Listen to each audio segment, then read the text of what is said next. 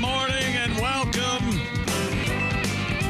to the Bob and Tom Show from the mobile Silac Insurance News Desk. It's Christy Lee.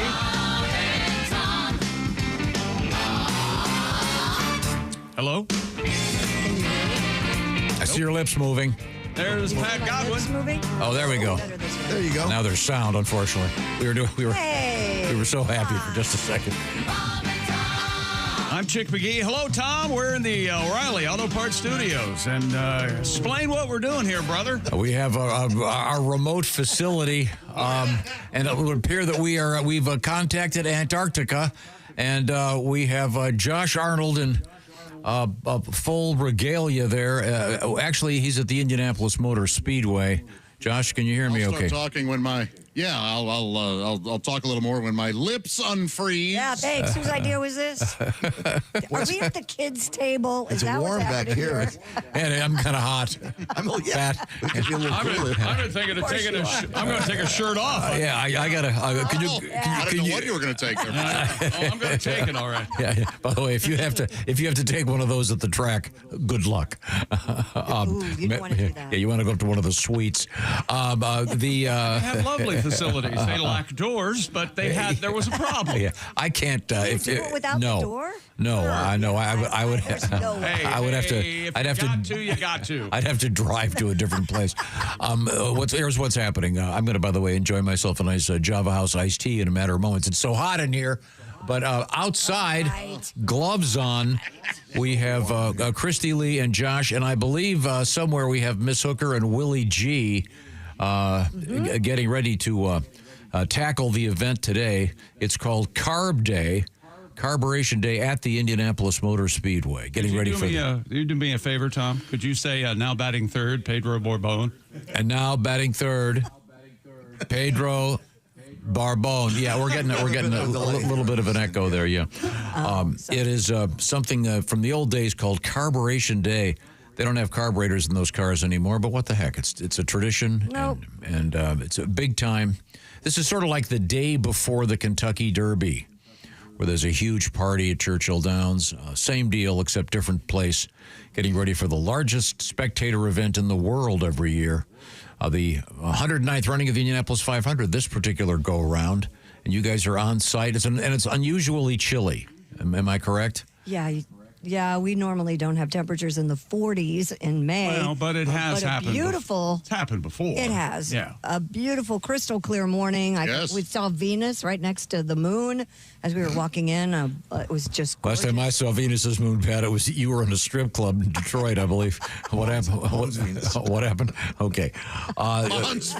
Josh and Christy are actually at the Java House special setup at the Fan Midway. And by the way, once the gates open, people can stop by and get an amazingly smooth Java House coffee. Josh, did you think by chance to bring any of your hot chocolate? I know it's your favorite. I do believe I'm looking at a whole case of it right now. Aha, Yeah, okay. I'll be sucking some back. Okay, good. Okay. And I'll remind everybody that Java House is giving away a special ECR racing jacket. Register to win that at bobandtom.com/contest. And I won it today. I was just sitting here thinking, we've never had video component on this before, but we can see you guys, and I guess you can see us. But No. Josh's Well, we really can't. Josh's little nose is red from the cold. Laugh it up. I'm miserable and upset. He doesn't. Josh does not look happy at all. well, I think Josh is upset because he thought Carb Day meant there'd be bagels and potatoes to eat. There aren't. No carbs. It means But I was just handed a hot steaming cup of water and my cocoa. Oh, so you can make yourself a little Java House cocoa this morning. Very good, very just good. that quick, just that easy. And I will remind everybody there's a Java House car in the Indy 500. And that car wasn't caught cheating, so it'll be starting its regular position. Okay. Alexander Rossi in the 20 is behind us on this beautiful big, what would you call that? Banner, I guess? Mural? Or the Yeah, it's a gorgeous. There's also a Splenda car, Pat. 1, 2, 3. Yes. Sweet. Get it? We do- are we Get doing it? that? Yeah, I think from now on. Ed Carpenter. Yeah, when I say the Splenda car, we pause say and go, sweet? ready? Hey, there's going to be the Splenda car. Sweet. Okay, all right. You know what? I like it. Yeah. Yeah, okay. It's like your Shohei Ohtani thing. Yeah, I love it. Okay, good. We'll get ready for that. All form, no substance. That's us. Yeah. Have you spotted Willie and Hooker yet? Yeah, they're here. Yeah, they're Oh, yeah. standing around doing nothing. By the way, that doesn't mean that Willie is looking for a hooker. They stand by a heater. No. Are they over by the heater? That's where I'd be. Well, I don't see a heater, but I did bring a blanket. I told Josh he could use it if he'd like. I was planning ahead. Is Joshy cold? Did Joshy need blanket? Yeah, what part of Well, that blanket. I'm uncomfortable and upset didn't you hear? That blanket will come in handy too later because I don't know if you've used the toilet paper here, but oh, thank you. Yeah. Are you suggesting that the toilet paper is so thin you have to bring a nail clipper? There you go. Josh is now wearing a shroud. Oh, there you go. You look like Jonathan Winters as Was it Maud Frickett or something? Friggin'. Okay, all right. Well, a lot of interesting things coming up Laugh it up, you guys. in sports. We'll check in with all that stuff. We have a couple of interesting facts about the Indianapolis 500, including something I did not know, and I don't think I've had time to get this one out yet. Christy, are you aware of an unusual aspect of the famous Borg Warner Trophy? An unusual aspect of the Borg Warner It's solid Trophy. chocolate inside. No, and this is No. possibly one of the. This is probably, would you say, in the top 5 of all trophies of that sort, along Yes, with the absolutely. Lombardi? I agree with that. Sure. Most recognizable for Yeah, sure. yeah. There's a hidden oddball fact about this, and Is there a hidden penis like on the poster for Little Mermaid? You know, you're pretty close. You're very close. Oh, Yeah, you're getting Who's warm. hidden on it? Wendell Wilkie? Wendell Wilkie? Wow, that may be the most obscure reference of the week. I'm trying. If not, do you know who Wendell Wilkie was, Josh? no. An unsuccessful presidential candidate. Against, had to be FDR, I would think. Yeah, well, like way back. Way back. But a very good reference for those of you into history. Hey, cool hat, Josh, by the way. Thank you very much. I love this hat. It's got the famous flying wheels from the Indianapolis Motor Speedway. That's That is a awesome. nice hat. Wing and wheel. Okay, thank you. Very Not the much. flying. Speaking of cool outfits, whatever. I'm trying to talk to the people. So, How are you? Hey, you know what? Did you hear about that Splenda car? sweet. Oh, I like it. Yeah. Now, a couple of other things. We do have on the Bob and Tom website our pop-up store with a very cool T-shirt. This is one of my favorites, and it's only going to be available for, I think, about another, 5 or 6 days. It's really nice. I'm a big fan of that one, and I don't usually hawk these things blatantly on the air, but I'm telling you, if you get a chance, check it out at bobandtom.com. Lots of delightful things happening, including a very unusual aspect of the gentleman who was on the pole, a rookie on the pole for the 109th Hey, running. corn dog guy, are you open? Hey, you got to get those carbs. Get it together. Hey, now a corn dog does have some protein. You may want to avoid. Now he is really upset. Okay, good. We'll check in with them a little bit later on. Right now, I'll remind you that the Bob and Tom Show is sponsored by BetterHelp, and this is Mental Health Awareness Month. So we encourage you to take care of your well-being and that of your friends and family. Jimmy Irsay passed away just a couple days ago, and Jimmy, one of the great things about the man is he was really at the forefront of this whole movement called Break the Stigma. And that's all about, it's kind of a response to the fact that a lot of people think seeking any kind of mental health support or getting counseling or therapy is somehow putting them in a poor light. They'll be judged for it. It's all about doing what's good for you and doing what's good for your friends, et cetera, et cetera. That's where therapy comes in. And BetterHelp is all about accessing therapy in a much simpler manner because the therapy is done online. So that means you don't have to spend the time to drive somewhere or be in the same room with someone you might not be comfortable with in the beginning. And the way it works is you fill out a questionnaire and you can get hooked up with one of some 30,000 plus therapists, licensed therapists that have a wide range of specialties. And ideally, they can find one that suits your needs. And by the way, you can switch therapists anytime. No additional fees are involved for that. Over 5 million people have been using BetterHelp. So see what I'm talking about. Learn from the experts. Go to betterhelp.com/BT show. And I'll remind you, the /BT show will knock 10% off your first month. So you can access therapy. It's done online, so it's a lot more convenient. You can do it with your smartphone, your laptop, your desktop. But you can even do it texting back and forth. It's up to you. Camera on, camera off. You make the call.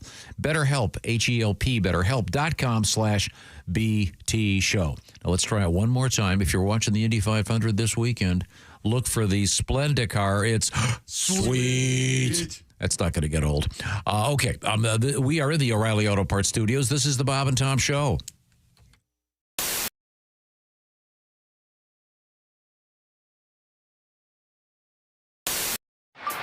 The reviews are in, and America can't get enough of Chick McGee's Silac commercial.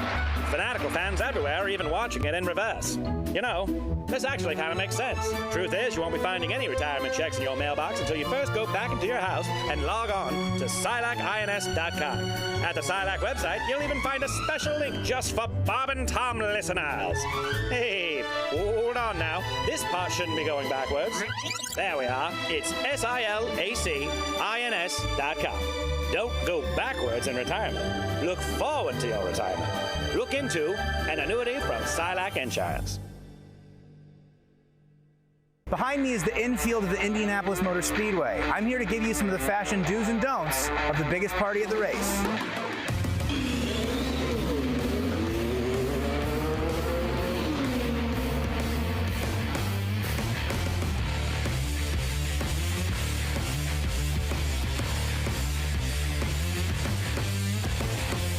Let's talk footwear on race day. You want to wear something comfortable, something you can walk in, something not too expensive. My choice, the Nike Air Monarchs. They're in your garage, next to the lawnmower. Your dad wears them. Don't wear this. This is a Croc. I don't care if it's in sport mode. The holes do give you hilarious tan lines, but you don't want to get any trough juice on your little toesies. If you run into a man wearing these, run away. Any man wearing weatherproof boots at the track has a mind for destruction. He washed his face in the trough this morning. He's been drinking Mountain Dew and moonshine since 6 a.m. If you bump into him, give him a go Colts and keep it moving. What to wear on race day. In the morning, it'll be a little colder. This is my favorite piece of clothing that I own. Indianapolis Motor Speedway. No big deal. Any shirt with the name of an alcohol and the word racing is one of the coolest things you can wear here. This one's sort of a deep cut. Rolling Stone shirt. The concert took place at the Indianapolis Motor Speedway. Colt skier will do, but I say go the extra mile. This is a Colt shirt with a St. Elmo's shrimp cocktail. I'm not a big fan of wearing sports jerseys for a team that is out of season. Colts aren't playing, and the Pacers also aren't playing. Quick rule for basketball jerseys at the race. You want to wear your Larry Bird Indiana State jersey? Don't. You want to wear your Reggie Miller jersey? Don't. Rick Smits? Don't. Paul George? Don't think about it. George Hill? Not at all. It's too expensive, too cool, and it's going to get covered in Busch Light. You want to wear a Lance Stevenson jersey. Any Pacer that was here less than 3 years. Maybe a Danny Granger jersey. If you're wearing a basketball jersey, pop it off around lap 50. I hear you. Willie, I have a gut. If you're embarrassed about being fat, move to France. This is America and you're allowed to have a gut. You're saying, Willie, I got pimples on my back. I got stretch marks. This time of the year, that's your stars and stripes, my friend. Pop it off and let that flag fly. This is the coolest thing you can wear at the race, an actual Indy 500 shirt. Bonus points if you have an armpit hole or some sort of fraying around the neck. There is one more acceptable shirt to wear to the race. This is what a race fan looks like. Garfield's creator, Jim Davis, is from Indiana. The most famous person from Indiana. Suck it, Greg Kinnear. On race day, you're going to want a nice hat. You can go with an official Indianapolis Motor Speedway hat, or you can go with a cooler Indianapolis 500 hat that I got on 16th Street from a guy selling tacos. Anything with the word Indy on it. I'd recommend a Colts hat or a Pacers hat. The coolest hat you can wear on race day, however, is a Late Night with David Letterman hat. Of course, owner of the Letterman Ray Hall team. I do not want to see a Jay's Garage hat. I don't want to see anything Team Coco. If you have a Daily Show hat and it's spelled D-A-L-Y like Connor Daly, that could fly.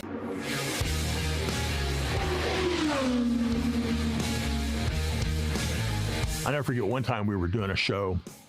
We were doing the Bob and Tom shows on it there on CARB morning, and they were live in the infield. Townsend Bell, I had gotten Townsend Bell when he was still driving to be on the show. So that morning, I was Tom, Christie, Townsend Bell, Pat McAfee was sitting here, then Bob, and Chick McGee, okay. And so we're talking back and forth, and at one point, Tom looks at Townsend Bell, and he goes, so Townsend, who do you think is going to win the Indianapolis 500 this year? And Townsend Bell looks right at Pat McAfee. He goes, Pat, you're a professional athlete. Do you ever get used to the media asking you stupid questions? Bob and Chick hit their feet. They were applauding, standing ovation. Oh my gosh! One of the biggest laughs. It was just phenomenal.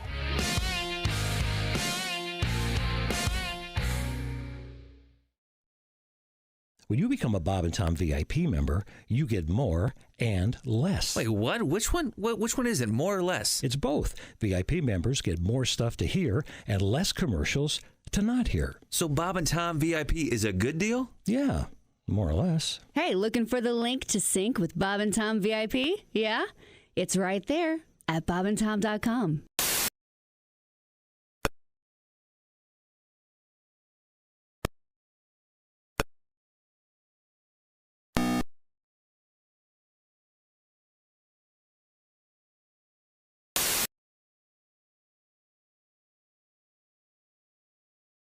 Hey, welcome back to the Bob and Tom Show.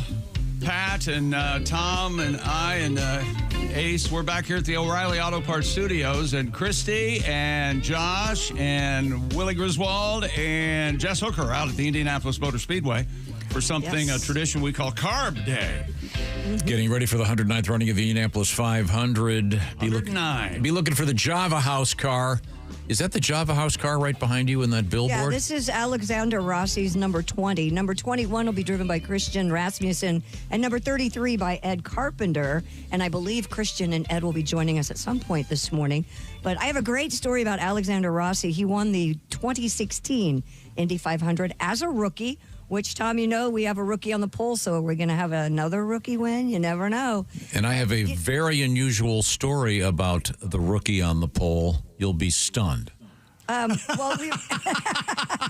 you want to do yours first, and I can save my... Oh, no, I'm saving mine. It's too good. It's too good? Okay. Well, we all know that the American Dairy Association has a tradition here at the Speedway where the winners drink milk, right? Mm-hmm. Yes, they each drink 5 glasses of milk before the race. Right. And for calcium. And then a dozen unfilled donuts. Yeah. Well, Alexander Rossi selected his first rookie year 2% milk, and then ever since then he has done whole milk because everybody else picks whole milk basically, and he didn't want to feel left out. This year, he told me yesterday or 2 days ago, he's gone back to 2% because he thinks that is what is like a good luck charm. Okay. So let's hope that works. That would be awesome. Now, I did find out not a single driver picked skim milk. That was an option. Wow. And Josh, just parenthetical, this is closed circuit to Josh. Chocolate milk, not an option. No. I don't know any other. Once again, Josh is a big fan of the Java House Cocoa, you see. I've always wanted to ask this question, and it seems like it's the perfect time for it. What's the deal with buttermilk? Would someone explain to me what buttermilk is? Well, that's what actually the famous first Indy 500. Yes. The winner drank buttermilk. Have they done it? And you can actually see like yellow chunks in it. Right. It was of butter? Well, maybe. Hang on. Yeah. Maybe I might love buttermilk. They sell it at my cardiologist's office. Oh, do they? Yeah, they're trying to get business to pick up. It's part of their frequent open heart plan. Yeah. Okay. All right. You get 9 open hearts. The 10th one's free. Nice. It's a really cool tradition. In fact, I'm wearing my winners drink milk socks. Look at these beauties. Oh yes. You have winners drink milk socks? Heck yeah, they do, Tom. Wow, well, that's exciting. Those of you at home, if you're not watching video, Chrissy just put her legs in the air. So real close to my shoulder. Yeah, real close. Was there an odor? Clean. Josh is, well, I got a whiff of something. No. Josh is wearing like a pair of sunglasses. Look at him. I think Josh is suggesting that when she lifted her leg, there may have been. Was there an odor? Was Tom's voice. Yeah. By the way, Inside Radio, we're going to be doing a special streaming version only of this show on Sunday, getting ready for the 109th running of the Indianapolis 500. So if you're a fan, you may want to join us Sunday morning. I believe we'll be starting at about, 7 o'clock Eastern time, something like that. That's correct. So we certainly will look forward to that. 5:30 Nova Scotia. Oh, really? Is it 5:30 Nova Scotia? Something like that. Actually, it would have been 6:30. That half-hour thing, don't Yeah, they? that's really dumb. Hey, letters from listeners brought to you today by Hyundai, the all-new, all-electric Hyundai Ioniq 9. Space for up to 7, and range for miles. Ioniq from Hyundai. I love the name, the Ioniq 9. Yep. They also have the Ioniq pentameter, which is the most poetic of all of the electric vehicles. Sorry. The engine goes vrum, vrum, vrum, vrum, vrum. Very nice. Nice tag. That joke needed something, for God's sake. Anyway, today is a special edition of our show. I almost want to say we're broadcasting from Java House. But actually, we are. Yeah. Well, we've got Willie G. We've got Hooker out there, I believe. Yeah. Jess Alsman is here. Oh, great. Okay, and the whole gang. And Josh and Christy at the Java House set up at the Fan Midway at the We Indianapolis have Motor plenty Speedway. of Java House peel and pour if you'd like to come by when you get here and stop by and grab a peel and pour. They're great. All right. Salted caramel. If you want the cocoa, get there early. Boy, he's riding that horse, isn't he? Yeah. They call me One Note Tom. Boy, oh boy. Let's get to the letters. I got a couple good ones. Letters. Were you? I thought you had one. I do. Okay, sorry. Is that when you say, hang on, when you say something to me like, I've got a couple good letters, that's your cue? I forgot the word also. Okay. I should know by now. I'm sorry. Dear Bob and Tom, tell Tom Griswold he'll be happy to know I just passed by DeLand, Florida. All right. And I have successfully used the DeLand joke 4 times. All right. Congratulations. So it got laughs all 4 times. Yes. Successfully, yeah. And honest to gosh, I will show this to Tom if he wants. This letter is from Stephen King, owner of something called King Entertainment. Evidently, Sure, he's he has a lot a of bars manager. out there, yeah. So there you go. With a V or a PH? PH. That's him? That's him. There's no denying it. Stephen King's such an odd name. We'll have him in Today in History. Now, recently, and I forget who started this, but we got a letter from someone asking how do they listen to their car stereo? What do they do to equalize it? What particular bit of music is the best one to equalize to? We kind of concluded Steely Dan, or maybe the Donald Fagen solo album. Sonically, a Pink Floyd was suggested. I got a letter here from Sarasota, Florida. This is from Rick, who is a professional audio guy. Rick, you just said it was from Sarah. Sarasota. Sarasota. That's a place. It's a lovely spot. It's not very close to DeLand, Florida, but it is close to DC. That really sounded like you were a little confused. I love it. He says any album by Chicago has a great range of highs and lows, and of course, usually lots of horns. Can't go wrong there. Yeah. However, he has a list, quite a long list, that includes Sweet Emotion by Aerosmith. Keep it to yourself. Oh. Boston, Foreplay Long Time. Yes. That's a good one. Pink Floyd, Money, of course. Yeah. Led Zeppelin, Dazed and Confused. Now, then he's got this one, Josh, which you might like because you lean more toward the heavy metal. Metallica, the song One. Oh, sure, yeah. And, of course, Boogie Fever. Sonically brilliant. Yeah, he has... I'm hitting you hard with the silvers. Also... Emerson, Lake and Palmer, Brain Salad Surgery. That's one of their lesser songs, I think. Yeah. That's really a dumb song. Their earlier stuff. That's all album art. There's nothing in. Yeah, that's sort of an audio turd. Emerson, Lake and Palmer, like some of the earlier stuff. I think it'd be better. Try Works, the Black Album. It's real good. How about this one? Uriah Heep, Easy Living. That's kind of... Yeah, that's the same. Yeah, that really stretches sonically. Green Day's got some good stuff, he says. Once again, this guy's an audio engineer. And then a friend of the show, sadly gone, Gary Wright. Remember, we had Gary Wright in here. Yeah. Dreamweaver guy, one of the nicest guys ever. Yeah, he died sadly. I didn't even know he was sick. And then one of my favorites, not anyone else's, he recommends Fleetwood Mac, Hypnotized. No, I love that song. Hypnotized. That's one of the, I love that. That's such a great drum. Yes, I agree. Drum beat. And aren't the walls like laugh? You see, this is the thing, you guys. This is the thing. You guys get all upset because Bobby Welch. It's Bob Welch doing the singing. It's a great. If you're not familiar with that, I highly recommend. There's some great Fleetwood Mac before Stevie and Lindsay. Nope. Not really. Are you kidding? No, I'm not kidding at all. Maybe the song "Oh Well." It's almost entirely a different type of music. It's blues. Yes, but it's great. Oh, God. Okay. Are you telling me you could have lived fine without the album Rumors? Is that what you're telling me? I may have heard it too much. May have been overplayed. You know what? That's fair. I never got. I always thought Stevie Nicks looked like a corgi pup. Never got that. They're cute. She was adorable. Wow. Yeah, no thanks. A little squat behind? What's going on over there?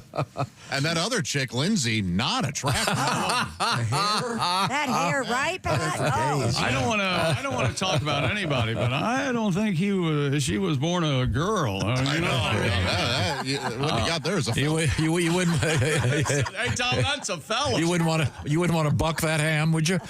Now, if you're just joining us, hello. This is the Bob and Tom Show special edition, coming to you from our remote studios, the Java House studio out at the Indianapolis Motor Speedway, where we have Willie G, we have Alsey, Hooker, and then of course in the hot seat right now it's Josh Arnold and Christy Lee. Oh, it's not hot. There's nothing hot about it. Once again, the temperature where they are a little bit chilly. And I'm about to change the shorts here. I'm so warm. It is toasty. It's a little too hot. Yeah. Someone tell Mike Mark more iced tea. No. I think I'm getting a sweat out. Yeah, it's burning up. That's got another letter. This for some reason, the chick pointed this out yesterday. It's Idaho week on the Bob and Tom Show. And Idaho, we love Idaho.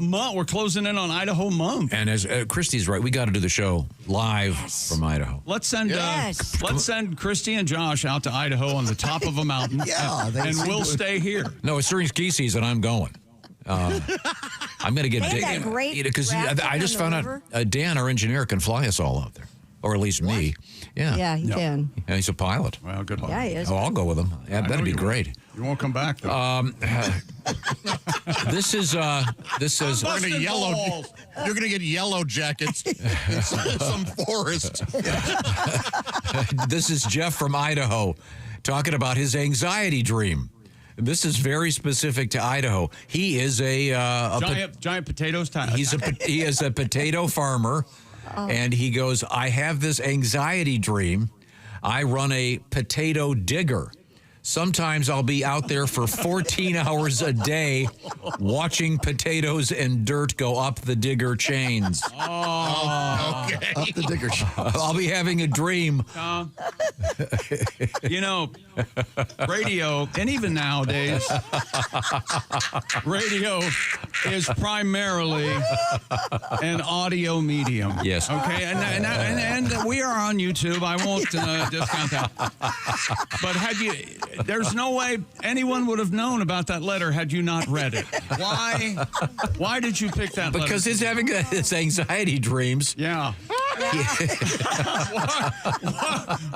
What's the scenario again? He wakes up violently because He's been stuck watching the potato digger. Yeah. The change, you see, they digging potatoes. It's a machine. Yeah. And he will wake up in the middle of the night frantically reaching for the clutch and the throttle while in bed. The clutch and the throttle. Yes. Of what? Of his potato he's grabbing then. digger. That was my question. I was wondering when that isn't the throttle. Guys, there are people around us. Okay, sorry. Sorry, Jeff. He's called you Jeff. Who's Jeff? No, Jeff is the letter writer. Jeff. He owes us an apology. Yeah, Jeff owes us court costs at least. By the way, ironically, I guess his last name is Wilcox. So convenient. That's what he's grabbing. Wilcox. Jeff Wilcox for food. Do you have any more letters over there, or am I the only one? I got one. Dear morons. That's us. This is from Mike Sartoris. His last name Sartoris. Don't they make shoes? Sartorisons. He said Sartoris, Tom. This is Sartoris, not Sartoris. Oh, okay. Christy, you ever had a sore Taurus? Well, she used to ride horses. It's very close to a woman's body part. Anyway. Yeah, it is. Mike says, I'm writing because today's news report, you guys yesterday, he's talking about yesterday's show, had 2 mentions of the word phenomenon. I heard not a single do out of anyone. Not any one of you jumped in. I am, all caps, severely disappointed. What was the story? Do you remember? I don't remember. I don't either. If I could remove the radio station that plays your show from existence, I would. This is a gross failure of protocol. The writer's right. You're right, Mike. You're right. I wonder if it was something recorded. I don't recall the... I don't either. Phenomenon. We said phenomenon. Yeah, okay, sorry. We have a phenomenon in sports just for Josh about there's a Bigfoot sighting, and it's talk about compelling evidence. Wait till you hear this, Josh. I can't wait to hear it. One more quick thing. We were talking yesterday at this time about the Jetsons. Yeah. Great show. And by the way, that would be a great theme song to use to EQ your stereo. Stands up, yeah. But we were talking about things in the TV show The Jetsons. From the first ones were made in 1962. And so many of the things on that show have come to pass. That's right, Tom. You really have. I find it fascinating. Others don't. I want you. Is there any way we could get you in front of like an Ivy League university and you give it like a lecture and it starts out with the trail that the Jetsons blazed with technology? That's your thesis. And do it all just straight ahead, man. Okay. Sure. Apple Watches. Do you like that toaster of yours? Well, the Jetsons had it first. The flat screen TV.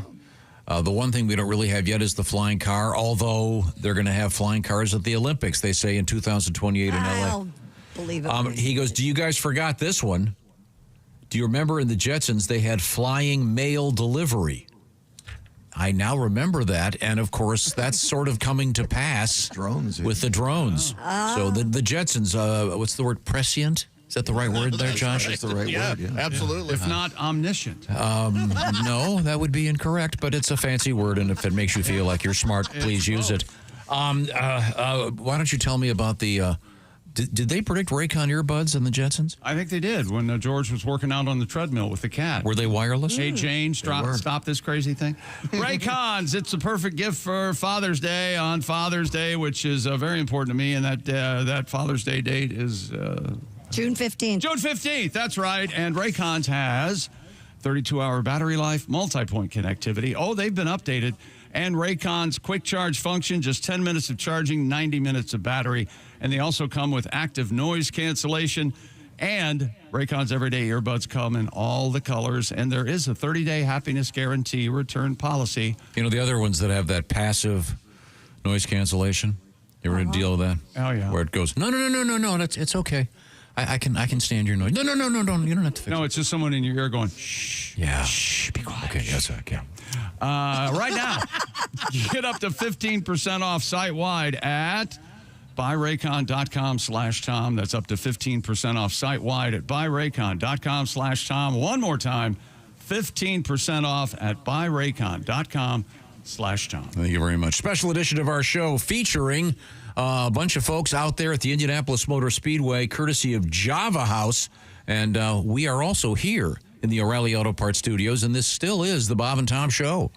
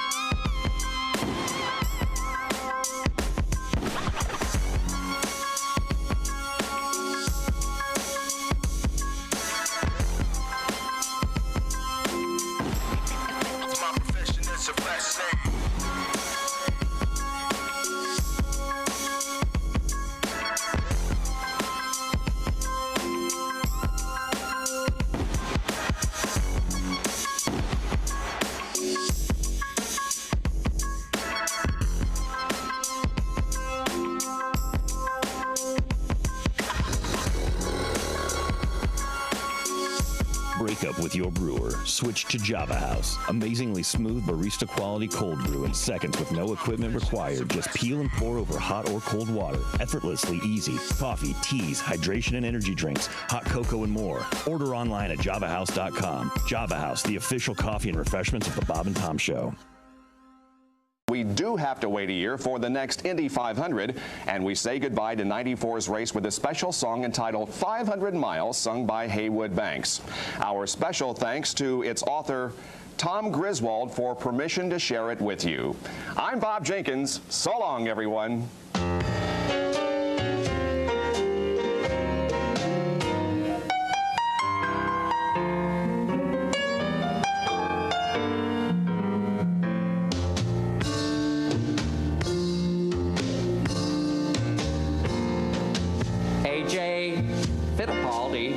Rick Mears and the Andrettis, the checkered flag, a victory lap.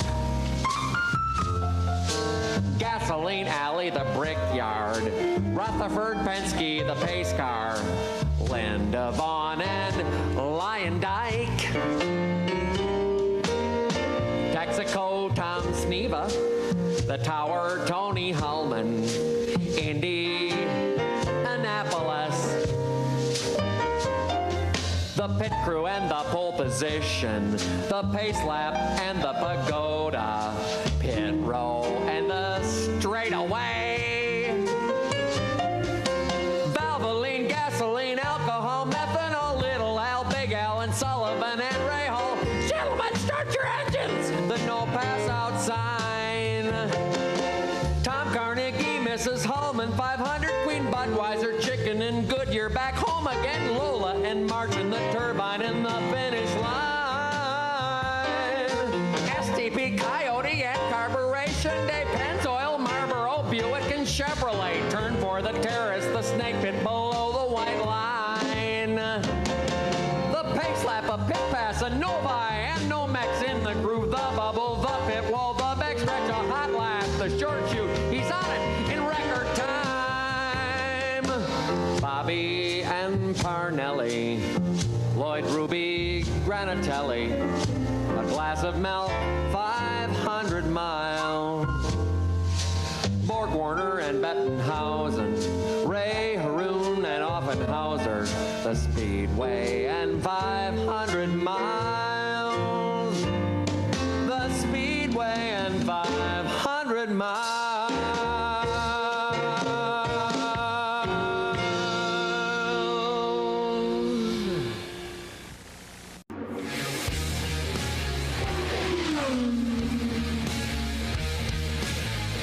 It's a tradition. I mean, this will be the 107th running. It's the biggest race in the world. 300. It's the largest one-day sporting event in the world. With the largest crowd. I mean, they don't release figures, but it's over 300, probably closer to 350. Probably at one point it was over 400,000 when they let a lot more people in the infield. But nevertheless, it's easily over 300,000 people one day. It's just an event. It happens on Memorial Day. It's to help celebrate our veterans and our freedom and to commemorate that.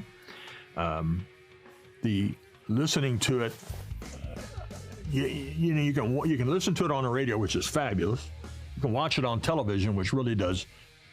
Television really doesn't do any event, especially Indianapolis Motor Speedway and the Indy 500, 2.5 miles. It can't do it justice. It does the best it can, but being there for those pre-race ceremonies, you just can't describe it. I know I've so many people that have gone for the first time, and it's like, wow, I've watched it on the radio. I've watched it for years. I've listened to it on the radio for years. But being here with all these people and all this energy and all this going on, and just how fast they are. Television cannot capture how fast these cars are. I mean, running, there's no fenders. Rubbing ain't racing in IndyCar. Rubbing is you go over a tire and you go flipping through the air.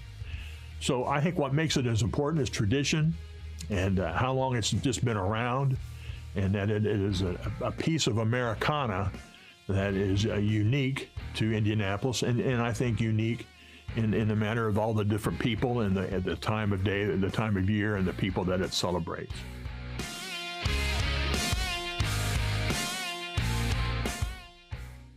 Hey, hi, it's Tom from the Bob and Tom Show. Thanks for watching this morning's show.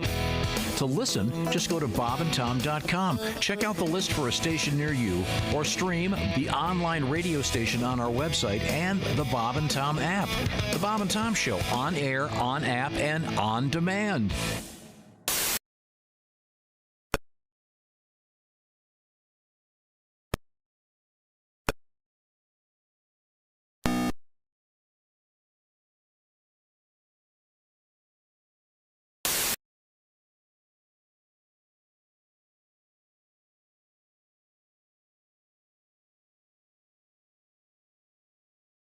Sunday morning, we will be here and there, getting ready for the 109th running of the Indianapolis 500. Hey, welcome back to the Bob and Tom Show. Pat Godwin, Ace Cosby, I'm Chick McGee. Tom is here. We're in the O'Reilly Auto Parts Studios, and at the Indianapolis Motor Speedway, it's Jess Hooker, Josh Arnold, Christy Lee, and Willie Griswold, and we're reaching out and covering the globe. That's right. Sports action everywhere. I was just looking up at the big screen. Is Willie wearing one of those classic Bob and Tom sweatshirts from way back? Oh, yeah. Oh, I got this on eBay, you guys. Check this thing out. Yeah, Planet Bob and Tom. Check Cool. that out. Oh, that's nice. Well, I haven't seen one of those in 25 years. That's a classic. Hey, Willie, how's it going? Good to see you, Dad. Glad we're doing this check-in live. I haven't seen him. He just got back. Now, Willie, I understand it's a little cold out there. Is that correct?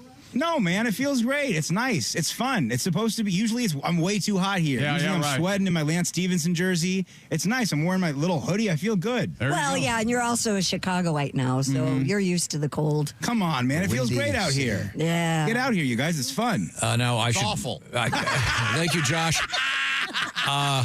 It's unseasonably chilly right now. It'll be warming up. Yes, and it will. this is the preliminary event. The Indianapolis 500 will be coming up on Sunday, broadcast worldwide, of course. And so one of the, if not the largest spectator event in the world. They'll have more than a couple 100,000 people in the same place. You know what's coming this afternoon, though? What people are talking about, like 2 o'clock Eastern. It's the Weenie 500. That's what people That's the big one. That's the big one. You're right, Pat. They have 6 Wienermobiles. Identically prepared Wienermobiles. We'll be racing on the famous track at the Indianapolis Motor Speedway. Are they doing that? There's a Penske Wienermobile that won't be identical. Well, sorry. Well, there goes Christie's passes for the foreseeable. There's a couple of guys in suits and sunglasses walking over here with scissors. I don't know what's going on. There you go. Just joking. There was a little bit of a controversy. A couple of the Penske drivers apparently had, what was it, something called an attenuator? Very good, Tom. Thing in the back. That had been apparently altered. Who knows? But they'll be in the back row starting, which no one has ever won the Indianapolis 500 from the 33rd row. Really? Close. Could happen. So we'll see what's going It's on. got good year that one year coming. Yeah. And at this point, if you're Am I invisible? if you're, Okay. Apparently. That's fine. if you're following sports, Willie, we can't count out Tyrese Halliburton from taking the lead in the final lap. The way things, I would like to apologize to the good people staying at the hotel by Dulles Airport. I was alone in my hotel room. How loud were you? Go, come on, Aaron. Let's go, boys. Let's go. Just going nuts, man. And game 2 Tonight. And then New York. Interestingly enough, game 3 with the Pacers and Knicks will be taking place in Indianapolis the evening of the 109th running of the Indianapolis 500. Thank you, Josh. It's the orange one. Yeah. Oh, the big orange. And what I'm hearing, the Knicks are up against it, or as my mother would say, up again it. Because Brunson had like 43, Willie, and the big cat can't play any better than he played, and they still lost. It's these comeback Pacers, man. It's been so fun. It's this is all I have right now, you guys. Is the race in the Indiana Pacers. There's too many. That's all you need, Willie. The Indiana Pacers are a true team, and the Knicks have 5 guys that can play, and they get tired at the end of the game, and I think it really showed on the Thursday night. Tom Thibodeau Wednesday won't be night. happy. Tom Thibodeau won't be happy until he's ruined every ACL in the country. All he wants to do is make these guys so tired they can't play anymore. And the Pacers are playing with depth. It's awesome. I say go for it, man. Can you imagine? Am I sitting under the ESPN? Oh, sorry, Josh. I'm enjoying your sports podcast. Oh, we weren't talking about hockey, so Josh is upset. Yes, let me get you a hot chocolate. Hang on. No, if we were talking about hockey, I'd know I wasn't under the ESPN. Florida won last night 2-0. Poor Carolina. Wait till it gets back to Raleigh, North Carolina. Said, oh, wait a minute. Those 2 games were played in Raleigh. And now Florida goes home. Okay, we have more letters. Josh, this will change the subject for you. This comes to us from Tyler in Portland, Oregon. Hey, Tyler. Once again, this one's a little bit scary, actually. We're talking about various anxiety dreams. In his dreams, he's trying to find his ex and ask her why she left him. Oh, that's awful. He goes, That's a nightmare. That's not an anxiety. and he goes, I never find her. I never get the answer. And then his last sentence is, good times. That's so weird because in my dreams lately, I've been seeing Tyler's ex. Can you imagine? How odd. Oh, really? That is really odd. Cute gal, man. Tom, read the end of that letter again. Good times. Okay. But he continues. Josh's fellow heavy metal fans have been weighing in on suggestions for Josh. Wow. Are you familiar with the band Orbit Culture, Josh?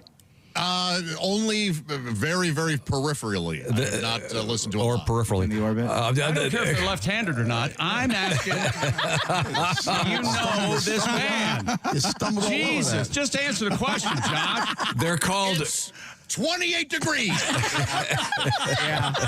Your lips are a little hot. They're described as... And now your lips are blue. Orbit Culture is described as a Swedish melodic death metal band.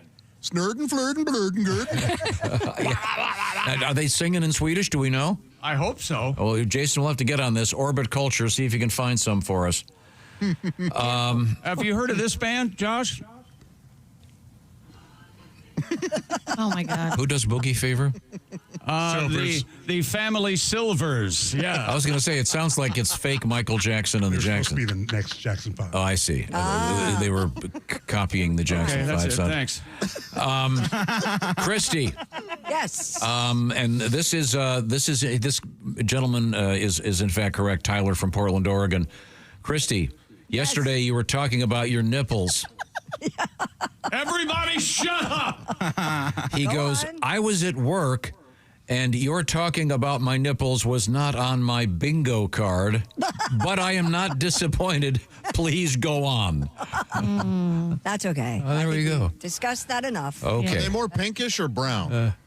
I don't. Okay, Christy's girls are off camera right now, shaking their heads. Oh, no, like, you're please right. don't. You're right. Hey, girls, it's the mom's nipples. I would suspect. Well, those are easy. I would suspect. You didn't ask to see their nipples. I can answer this. No, I have OnlyFans. I can answer this. They're pink.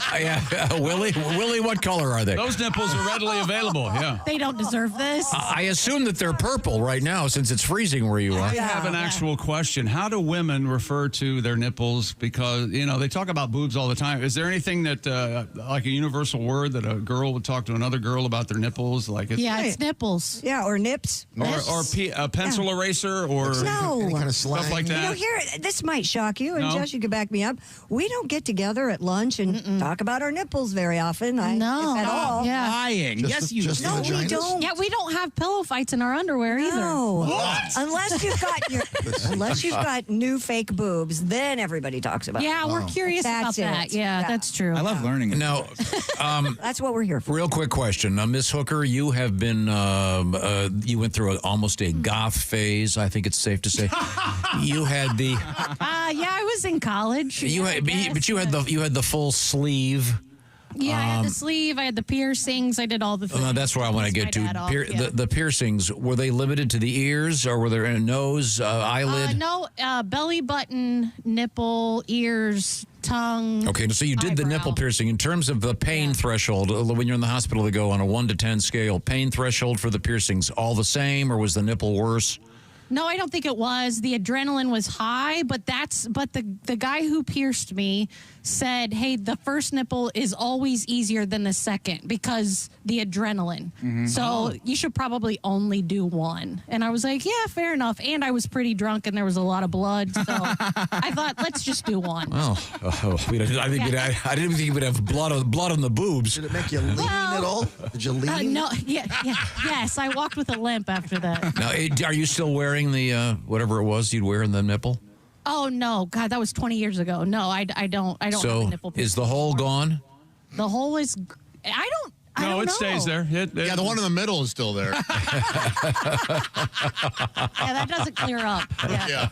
No, Josh, I meant the hole in the nipple. I believe we have to take a break. Jess had a nose piercing, didn't you? At once upon a time. I did. I had it a couple of times, and then when I came to work from Tom, he wouldn't stop looking at it, and then he just stopped acknowledging my presence, so I took it out. It was such a distraction to him. What's the name of that goth woman that's working in the green room? My God. Is she worshiping the devil? Is that what's going on? Right. So if you get a nose piercing, Tom leaves you alone, I need the number of your guy. This is a special edition of the Bob and Tom program, and I will tell you one thing, that we've split things up, and I believe we're going to have Miss Hooker and Willie G heading out and doing some interviews here in an hour or two. Out in the wind. Yeah, they are at the Indianapolis Motor Speedway getting ready for CARB Day, and our presentation brought to you by Java House. They're at the Java House setup. Amazingly smooth coffees, etc., available soon from Java House. And we are here in the O'Reilly Auto Parts Studios, and this is the Bob and Tom Show.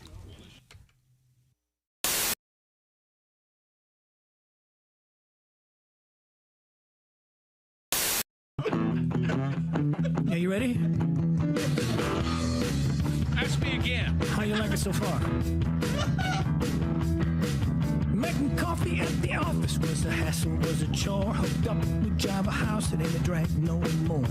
Don't need no percolator, no clunky pie machine. Don't need no coffee filter and grinding coffee beans. A quick feeling pour, got my coffee, got my tea. The thing about Java House that I can guarantee, it's amazingly smooth. Java House, it's amazingly smooth. Java House, get my tea, my latte too. It's amazingly smooth, Java House. It's time to break up with your brewer. Get rid of that nasty, dirty brewer and get started at javahouse.com. Just use promo code Bob and Tom to get 25% off your order. That's javahouse.com. Promo code Bob and Tom, all one word, to get 25% off your online order. Thanks, Ball. Right now, Java House is giving you a chance to win an exclusive Java House ECR Racer Jacket and Java House pods for a year. Check out the link at bobandtom.com/contest. 1, 2, 3, got my Take two. It's amazingly smooth. Java House. Yeah. All right. Java House. It's the official coffee, the official beverages of the Bob and Tom Show. Thank you very much, Java House. And I'll remind you to use that promo code Bob and Tom.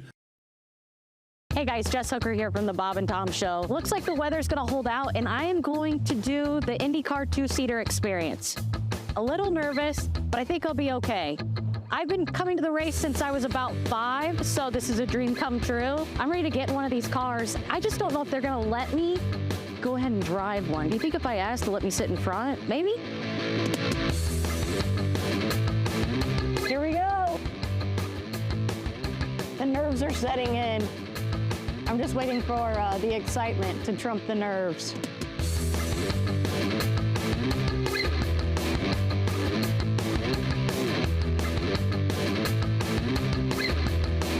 All right.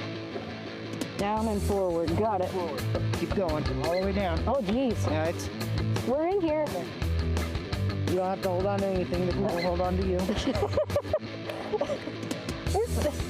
Mentally, it feels like maybe there should be a handle somewhere.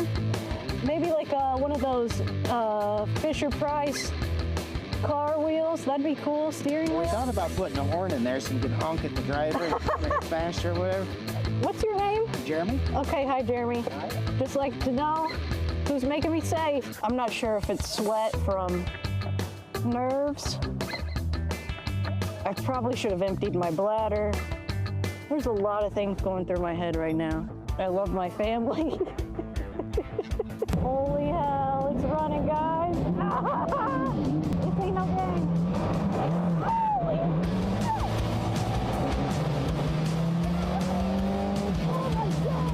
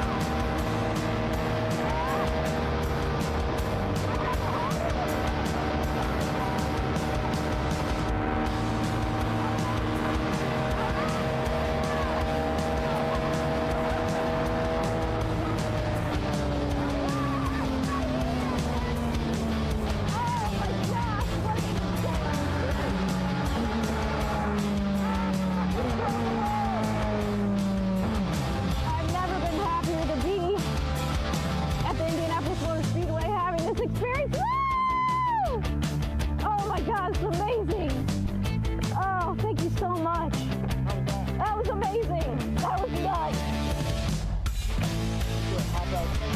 Okay. Holy hell. All right. Oh my God. The first lap, I don't know why I'm winded. I didn't do anything. First lap, oh my gosh, we're getting up to speed. This is amazing, it's awesome. Second lap, oh hell, how fast are we going? Third lap, I got a little nauseous, I'm not gonna lie. I don't know how those guys do this for hours at a time. This is nuts. But I feel like the luckiest girl in the world. I can't believe that I'm here, that I was on the track, that I got to do this today. This is just like a dream come true for anybody who loves IndyCar, but especially a girl that's been raised here in Indianapolis. She comes out here every year, my entire life since I was 4 years old. I'm still in shock. But you cross over those bricks and you see the pagoda coming out of turn 4, and I don't know what I could compare it to. Holy hell, dude. Beautiful. When you become the Bob and Tom VIP member, you get more and less. Wait, which one is it, more or less? It's both. VIP members get more stuff to hear and less commercials to not hear. So, for clarity's sake, Bob and Tom VIP is a good deal. Yeah! More or less. Get it? More or less. Woo! Party! Oh, okay, let's settle down. Because now, here's where I tell you how to become a Bob and Tom VIP. First, click on the link at bobandtom.com. Then, you'll figure it out.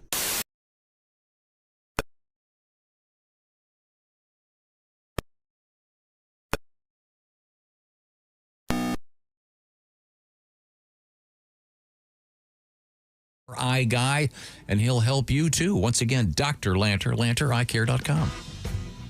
Hey, welcome back to the Bob and Tom Show. We are in the O'Reilly Auto Parts studios. Think O'Reilly Auto Parts for all your car care needs. Get the parts and service you need fast from the professional parts people at O'Reilly Auto Parts. Christy Lee at the mobile Silac Insurance News Desk. Hello. There's Pat Godwin. Hey, Chick. Ace Cosby's here. I'm Chick McGee. Hello, Tom. How are you? Doing great. Now we should explain. We are in two places at the same time.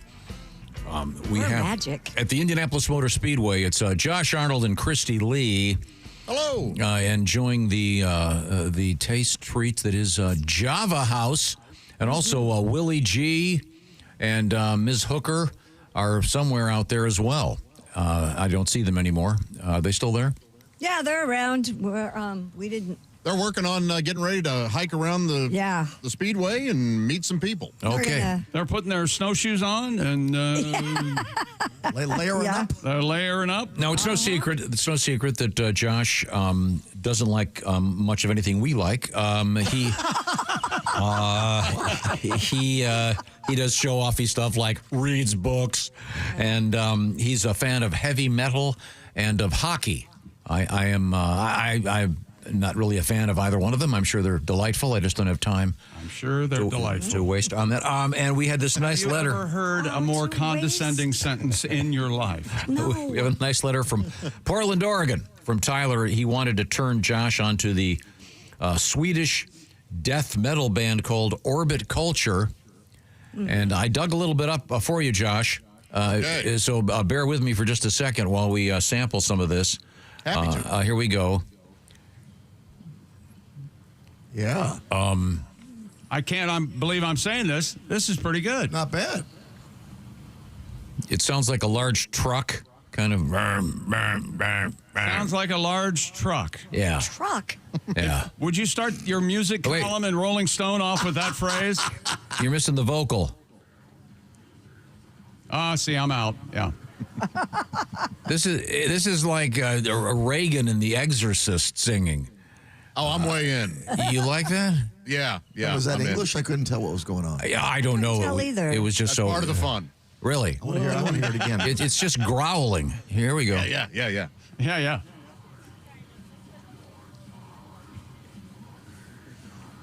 I think it is English. I think English. Yeah. I Yeah. heard your song. Oh, that's way up my alley. Yeah, I'm doing a deep dive. I don't want anything to do with your alley. Okay. Oh, it's a dark, spooky place. Oh, I think it's a dead end, my friend. Oh. Now, am I at an Orbit Culture concert? Would there be any women at all? Yes, of course. Really? Yeah. Oh yeah. Yeah. Like, of course, you're talking about goth women, I'm sure, with piercings coming out of their Maybe hot nose. Swedish women. You never know. Oh, well, Swedish women, as a general rule, very hot. Yeah. Okay. And I'd be curious, what would be the male-female ratio at a heavy metal, death metal concert? I mean, in that case, I'm going to say 70-30 male. Okay. That's surprising that there'd even be 30, but I guess they get dragged along. No. A lot of them, there are a ton of women that love that stuff. Huh. Okay. Yeah. All right. Well, interesting and good to know. Thank you very much. And they're all happy. That's also the interesting thing. Whenever I go to a concert like that, everyone is super happy. Like it's not an angry thing. Really? That's interesting. Yeah. Huh. Yeah. It's awesome. Is that because they're with their fellow death metal fans? Is it the? Yep.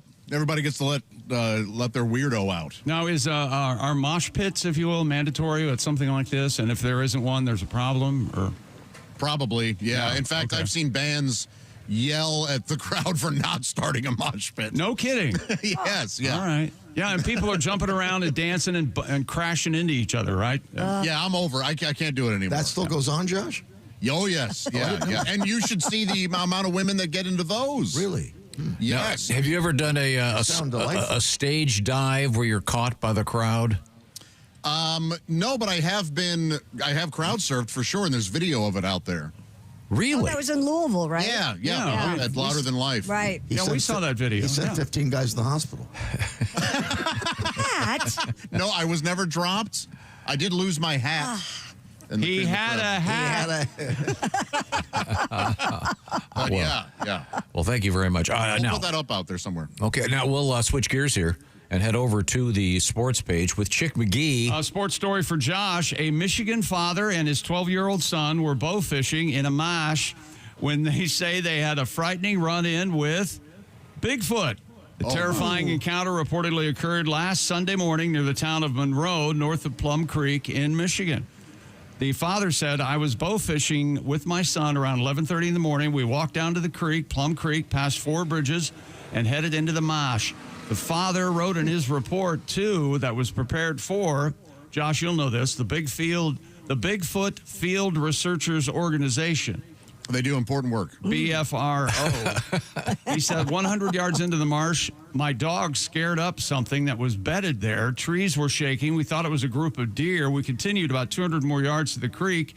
He said they then paused on their trek back through cattails when all of a sudden he heard a rustling in a tree to the left and a huge thud hitting the ground. A big, heavy animal hit the ground, crouched, started moving towards me through the brush. Whoa. My dog shot off, trying to chase the creature. And the creature, twice as fast as my dog, took off into the woods. Whoa. My son said, holy S, what was that? And I said, son, let's not cuss, even if we're in the woods. It was big as a bear, but it looked like a gorilla, according to his eyewitness testimony. Ooh. Bigfoot Field Researchers Organization, BFRO, investigator Matthew Moneymaker followed up with the father and son. And I asked him if are you sure it wasn't a bear? And he goes, yes, it was a large, dark-furred primate that ran up a slope on 2 legs, looking like a gorilla from behind. I am sure it was Bigfoot. Holy cow. There you go. To be in this organization, you're not allowed to own a smartphone. Yeah, there we go. They're out bow fishing, Tom. What do you, I mean, as you heard in the story, Josh, and I'm sure you know this, Tom would know it, but there are lots of cattails in that area, and that's 2 things that Bigfoots love, cattails and deer. That's their main source of. Yeah, the deer is a nice meat dish, and the cattails are a salad. No, do they cook it? Exactly right. Yeah. Do they cook it? Delicious side. Well, if Mama Bigfoot is home waiting for the kill, and little venison stew. I can't believe you're still on the fence if a Bigfoot exists or not. I mean, when faced with this sort of evidence, Tom. Yes. What evidence? The kids saw him. The ground was shaking. The dog They have no ran reason off. to lie. They're putting their reputations at stake by talking about this. Right. Okay. I mean, there are maybe if it's not Bigfoot, some sort of Gigantopithecus out there. Oh, that sounds educated. Well, it is. The And I wish you would educate yourself. Like on this. What was that word you used, Josh? Like Australopithecus. Gigantopithecus. Okay. Okay, good. We'll be certainly be Stay looking. open for orbit culture. Oh, yeah. Is that one word? Gigantopithecus? It is, and please show the proper respect, Pat, when discussing such things.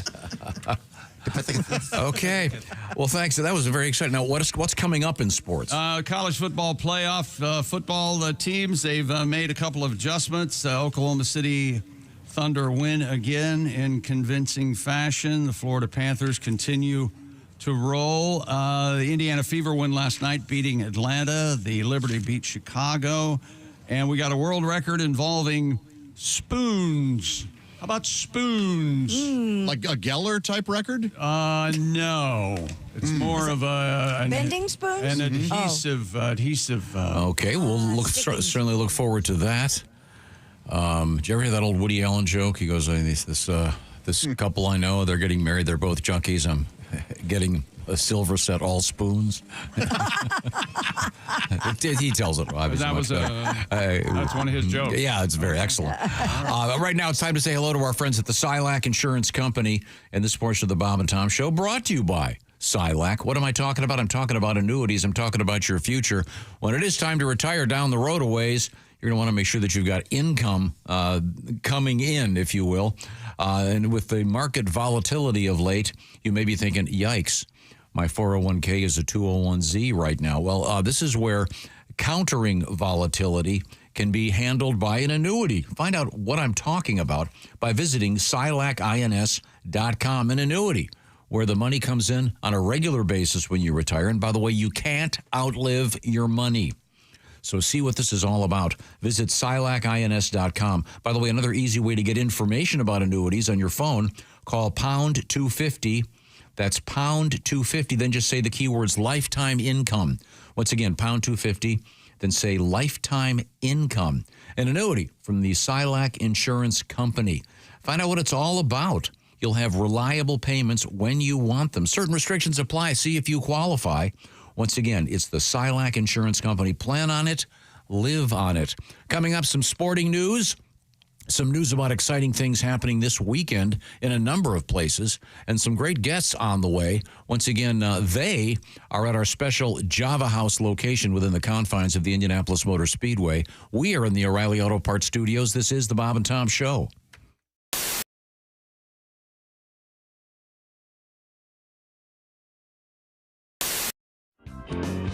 We are here for a rare treat. We have one of the greats, Richard Petty, of course, one of the few guys who can call him that kid. Who's that little kid? That is the great Tom Carnegie. Mr. Carnegie, what a pleasure to see you, sir. How's it going, man? How many years is it, sir? Is it 61 years? How many years at the Speedway? Well, I did 61 races, which covered a span of 60 years plus 1 day. That's great. Every time, you'll see. And that was the horrible day I spent with Bob and Tom. Thank you, sir. It's great. We'll be watching that old footage. Yeah. You'll see the old black and white footage in the background. You'll go, that's Tom Carnegie. Well, it's such a great pleasure to have you. Are you going to get to do any announcing today? I can't hear you. Is that Derek Daly? That's Derek Daly. You might have met Mr. Richard Petty right there. Well, I recognize him. And his friend Todd Whitworth is here from Window World. Come up here and bother me a lot. Did he now? He tried to keep me from setting a track record. I just love the way you say it's a new track record. Now, we're probably not going to hear that today. And it's a new track record. We did get to There you go, see? The stuff of legend, the great Tom Carnegie. Are you going to be able to get on the PA today? Do we know? Is that the plan? Does anybody know? Yes? You're going to get to talk in the public address system, I understand. No, not. This is the only address system I'll be on. Okay. Is the Bob and Tom Show. Okay. And then you'll wear me out, and I won't be good for anything. Okay. Well, he does that to me every day. Can we talk real quick? We only have a few minutes, and I know Mr. Petty is very busy as well. Can we talk real quick about some of your favorites from the old days? Richard Petty, when he'd show up, was an old favorite. I like Jim Rathman very, very much. He won the race here, one of my old-time favorites. And, oh, gosh, Tom Sneva. 1983 winner, Tom Sneva. Yeah, there's the first man to go 200 miles an hour. And he predicted that he was going to do it the night before qualifications. And he sure did. And you know why I loved him? Because every lap he beat his record. So I got to say 5 times it's a new track record. Okay. So my all-time hero is Tom Sneva. Derek Daly was always fighting for 33rd start. See, usually I'm the only one that tries to insult Derek here, but now... Tom Carnegie, however, did get me started on my next career in television. because he was actually the one that put me on television on Channel 6 here in town 20-something years ago. He was a poor Irishman, came over here, needed a job, and I hired him. And then you fired me. $300 for the whole month. And he wasn't worth it, but I liked his looks. And you know who I saw yesterday out here? Your son, Connor. Yes. Very fine race car And driver, he's 17 years old and doing very a well. lot better looking than you are. He gets his mother's good looks. He's a lucky man. Well, what a great pleasure it was speaking to you, Tom. You look great. You sound terrific. Feeling good. You've got your wits about you, clearly. Well, it is a little bit early to think of all those good things, but, you know, the stories keep coming back to me. When you've done 61 races. Did you know I set a record one time here? What's that? A new track record. Alex and Christian are both great competitors. That doesn't always translate to a smooth workplace.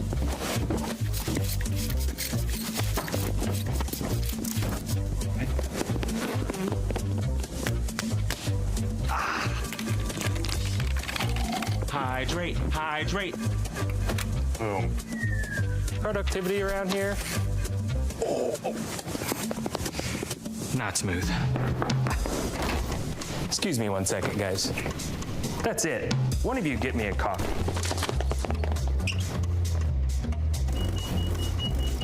Want a barista quality coffee fast? With Java House, you just peel, pour, and enjoy. No complicated brewer needed. Amazingly smooth. Not smooth.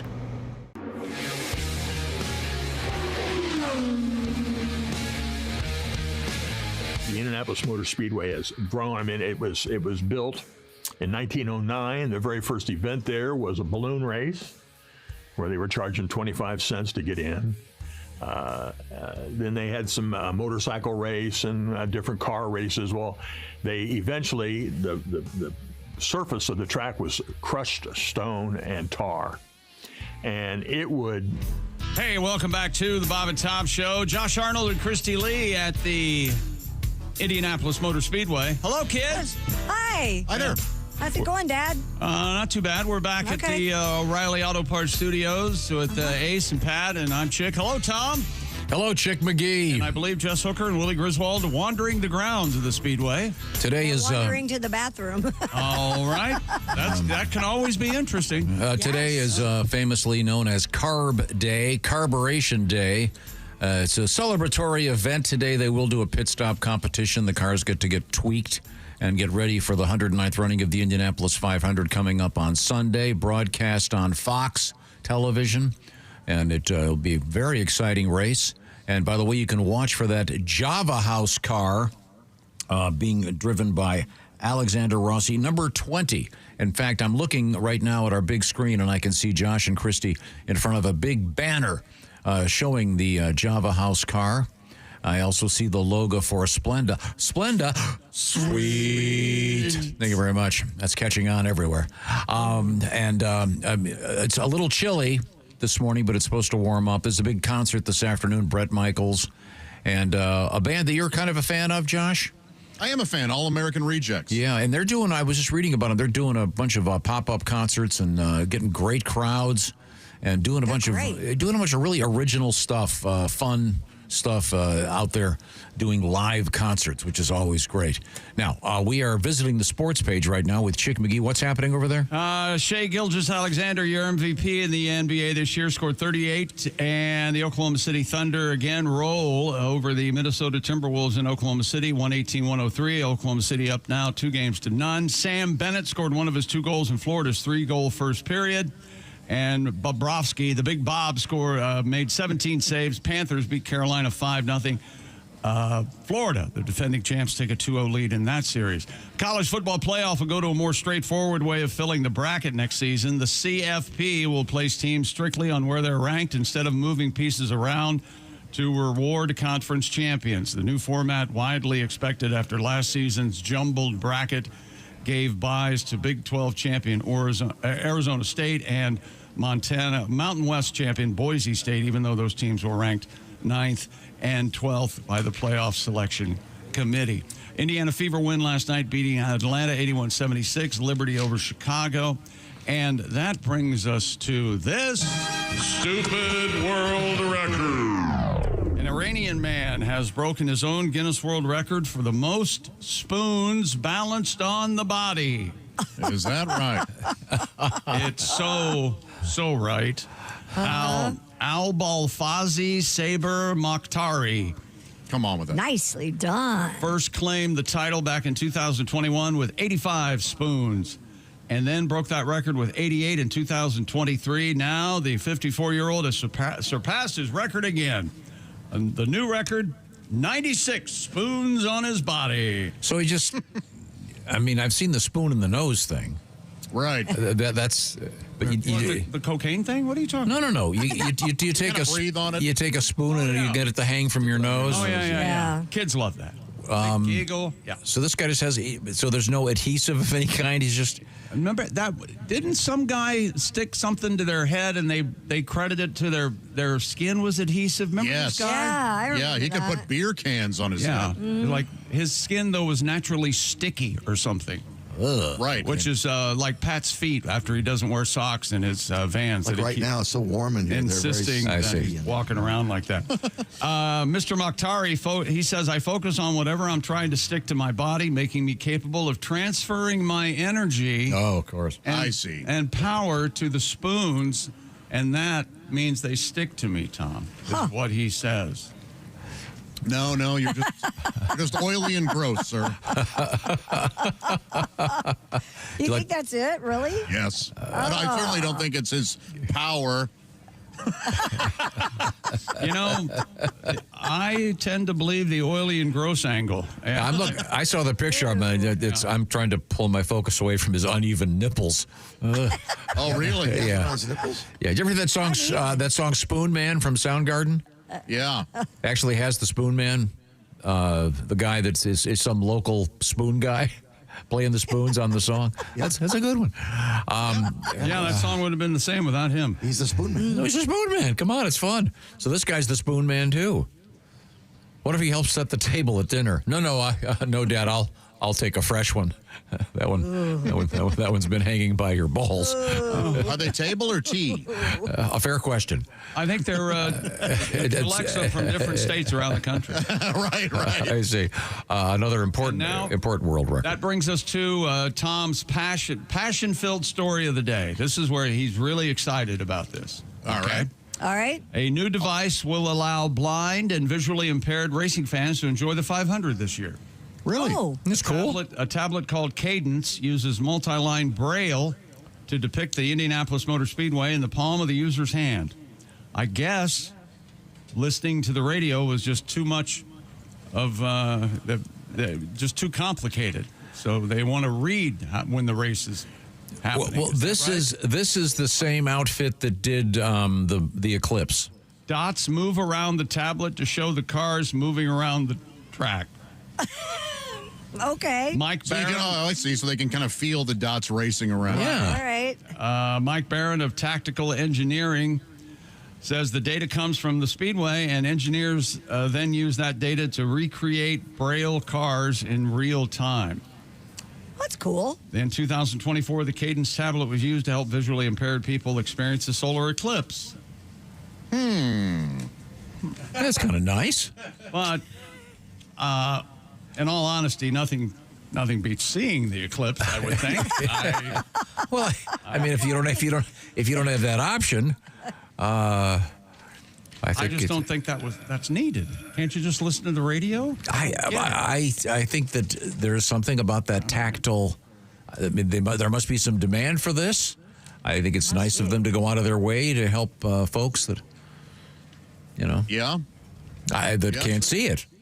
And there are many traditions that go along with the Indianapolis 500. Tom, tell everyone about the tradition of the winners drink milk. Go ahead.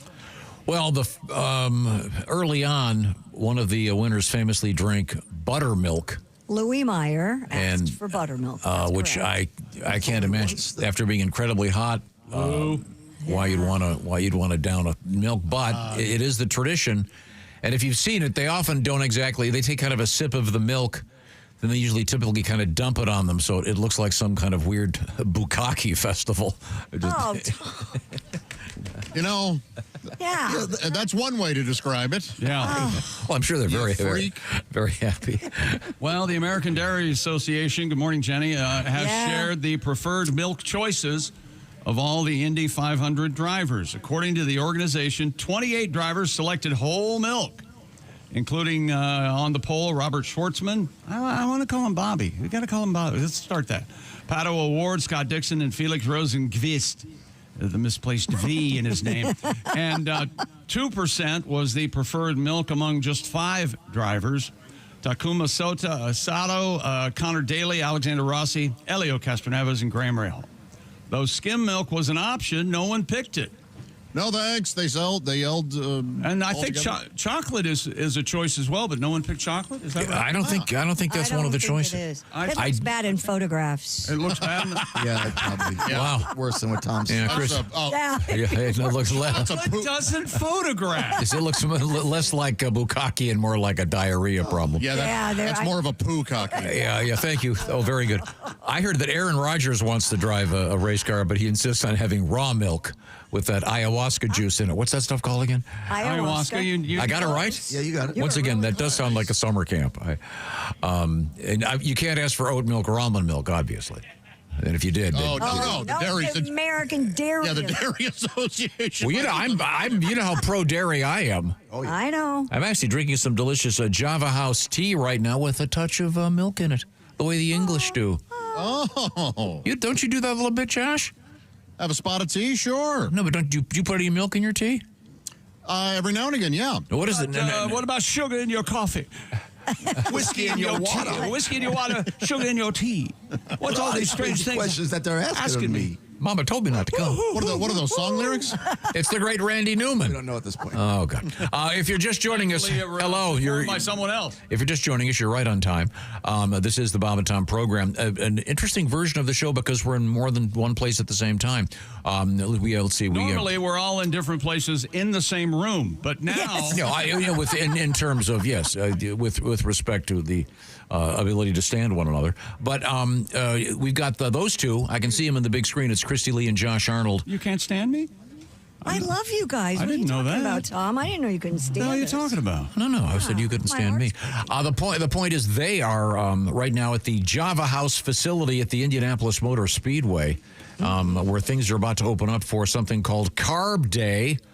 And they'll be the cars will be on the track getting ready for the 109th running of the Indianapolis 500 Sunday. It'll be broadcast on Fox television, and it'll be very exciting, of course. And the weather forecast is great for the race. That's perfect. Good to know. Yeah, it's going to be beautiful. Like partly cloudy skies and a high of 70.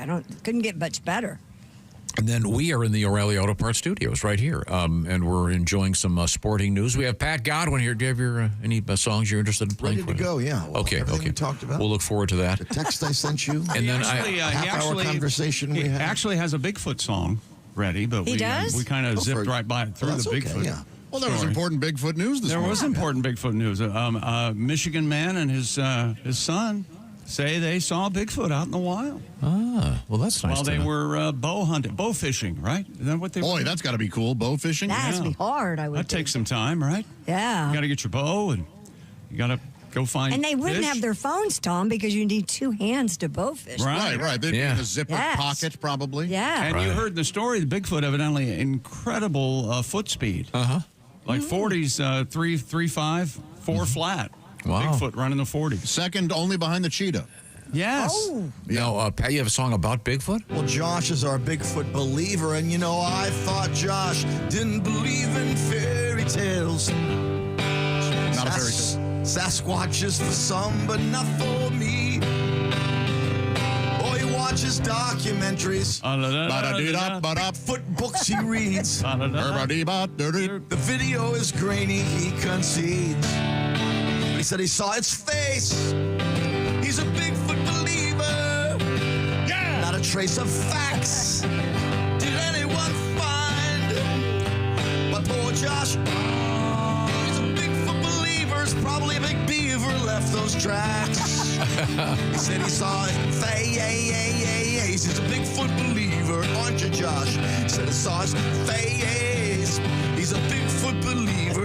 A lot of compelling evidence out there. Very good, very good. Thank you very much, Pat. One photo, maybe. To deny the existence of Sasquatch is to deny oneself. Think about that, please. Oh, that's well, that sounds like it means something.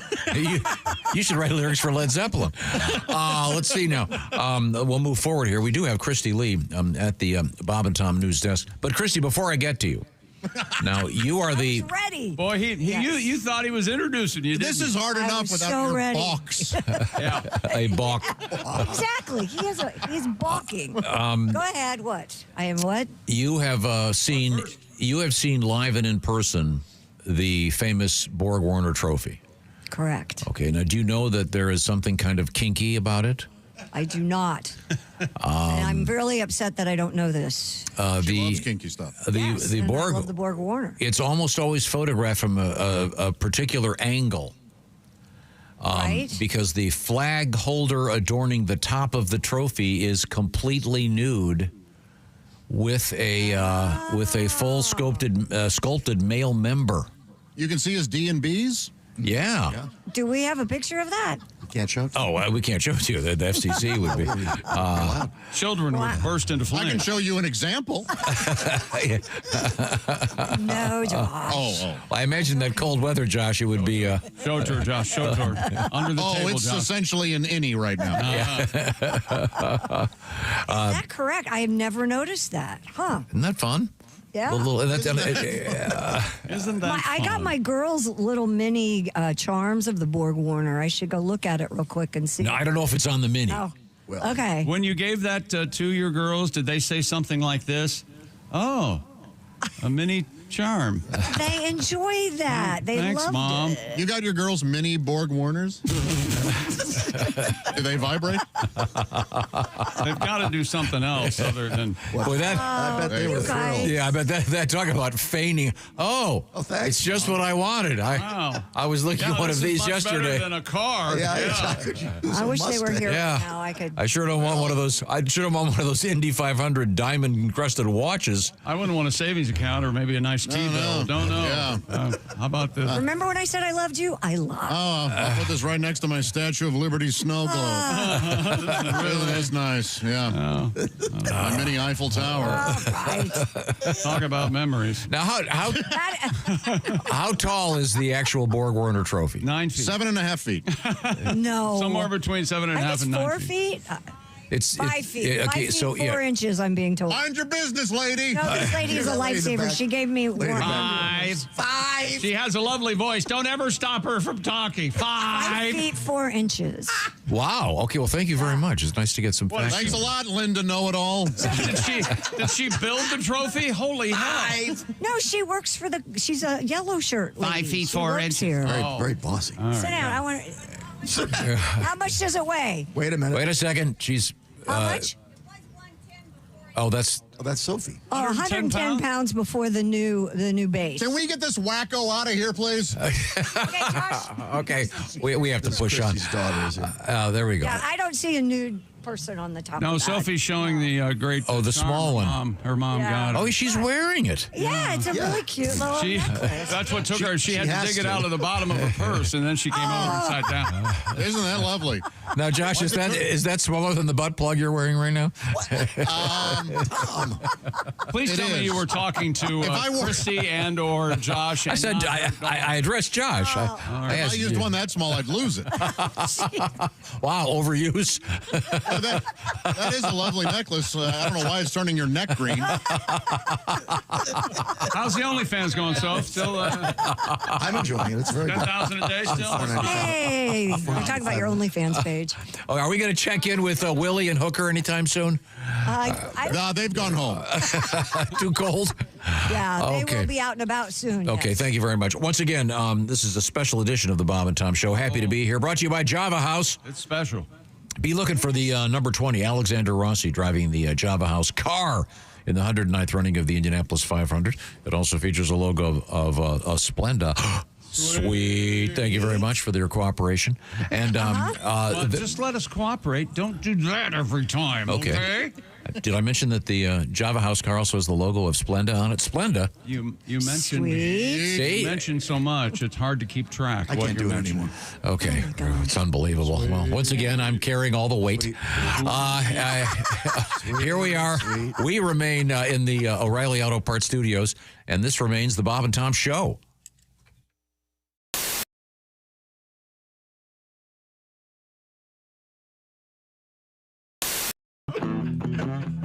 Yeah, you ready? Ask me again. How you like it so far? Making coffee at the office was a hassle, was a chore. Hooked up with Java House, it ain't a drag no more. Don't need no percolator, no clunky pie machine. Don't need no coffee filter and grinding coffee beans. A quick feeling pour, got my coffee, got my tea. The thing about Java House that I can guarantee, it's amazingly smooth. Java House, it's amazingly smooth. Java House, get my tea, my latte too. It's amazingly smooth, Java House. It's time to break up with your brewer. Get rid of that nasty, dirty brewer and get started at javahouse.com. Just use promo code Bob and Tom to get 25% off your order. That's javahouse.com, promo code Bob and Tom, all one word, to get 25% off your online order. Thanks, Paul. Right now, Java House is giving you a chance to win an exclusive Java House ECR racer jacket and Java House pods for a year. Check out the link at bobandtom.com/contest. 1, 2, 3, got my coffee and my tea, my latte too. It's amazingly smooth. Java House. Yeah. All right. Java House. It's the official coffee, the official beverages of the Bob and Tom Show. Thank you very much, Java House, and I'll remind you to use that promo code Bob and Tom.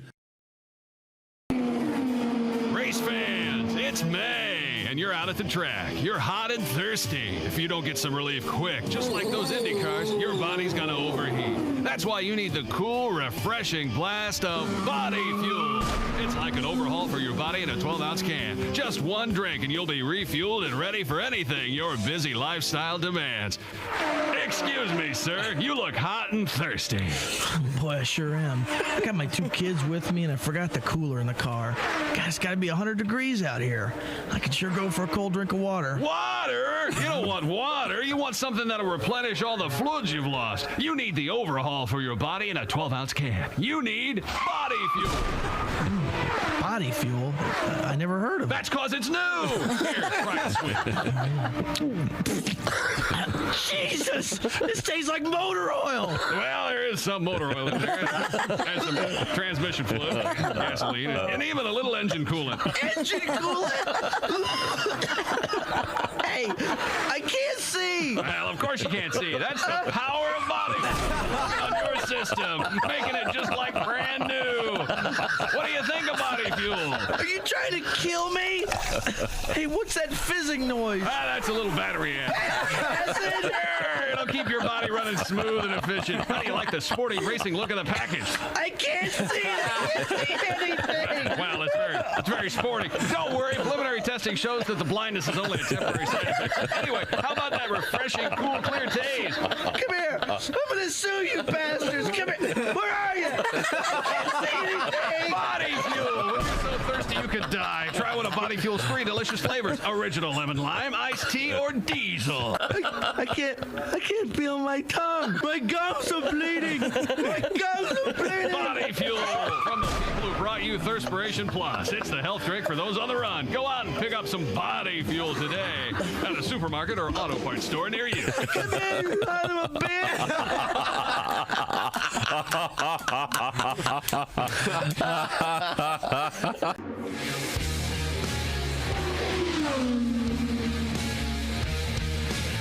You look up to your parents, your grandparents, and you go there and you're having a good time because they're having a good time, and they explain it to you, and you just get caught up in the excitement.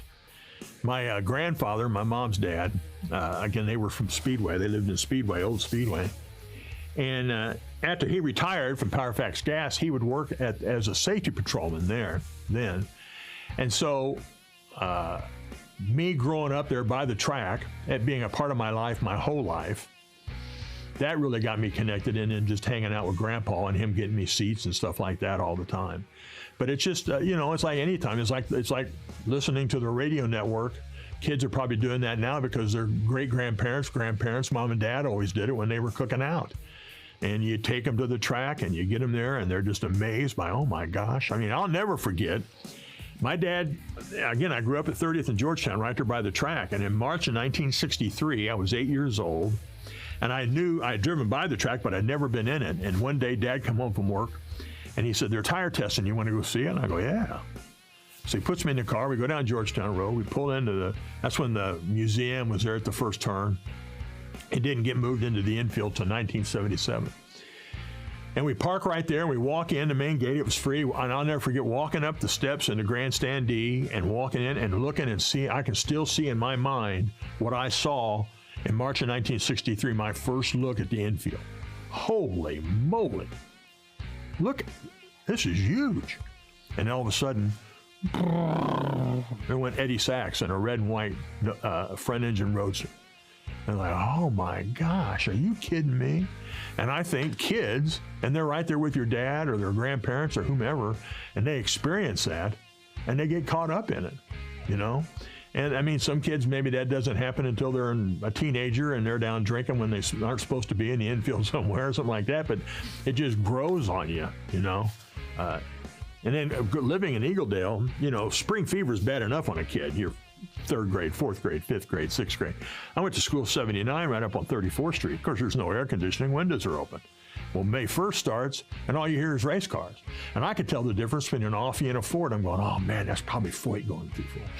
Oh, that's an Offie. Okay, that's probably Bobby Hunter. And, I'm trying to learn my Gozintas as Jethro. I'm trying to learn 4 times 5. Who cares? Listen, oh, man, that was a Ford. That was probably Mario.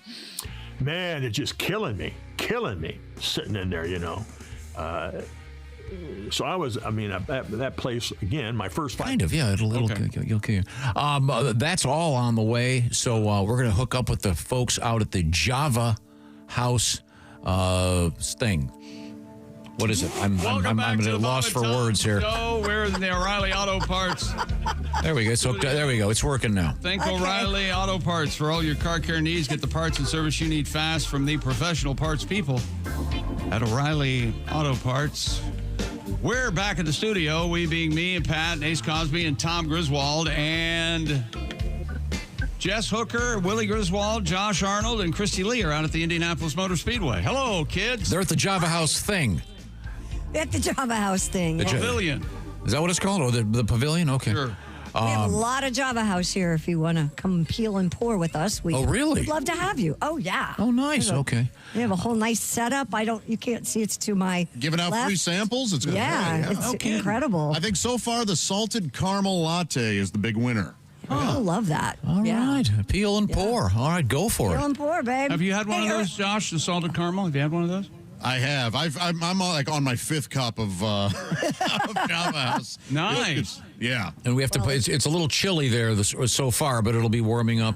And once again, the forecast for the 109th running of the Indianapolis 500, a good one. Yeah, partly cloudy and a high of 70. Doesn't get much better. That'll be perfect. Okay. Yeah, it's a warm 42 degrees where we're sitting right now. But the sun's up and it'll warm up quickly out here. And I understand we're fixing to hook up with Willie and Miss Hooker. They're out there running around amongst the people.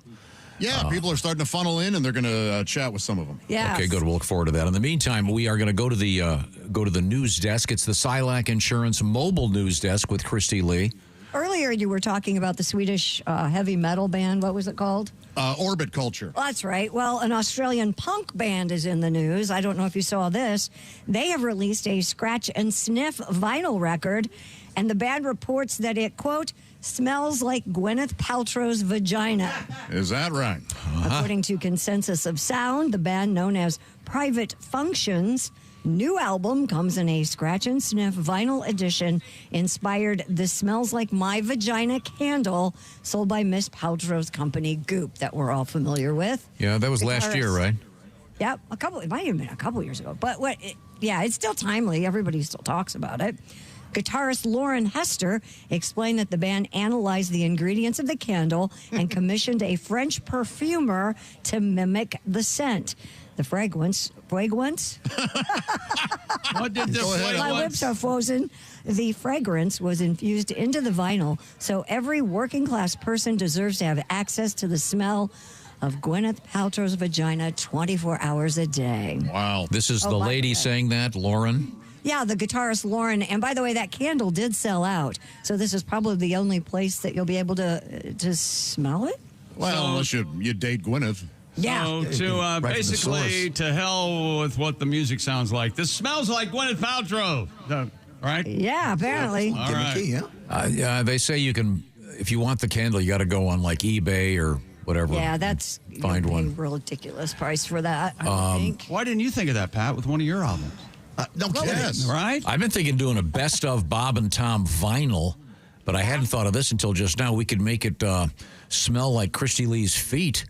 Oh, okay. That's disgusting. Well, would you rather? I originally when I wrote that joke originally, I had something else that it smelled like, and I thought, that'd be in poor taste. With their daughters. So I went south 3 feet and went to the feet. What do you think? I think it would sell. It would sell. It would? Yeah. Oh yeah. Yeah. No. Well, we could maybe look like my feet. But we could make it smell like Josh's armpit. Because apparently you can simulate any smell. Is that the way this works? I'm not. Oh, you're tough. Sounds like it. Yeah. If we get a perfumer. Pat, what would your vinyl smell like? That's a great question. Maybe something bourbon, Jameson. We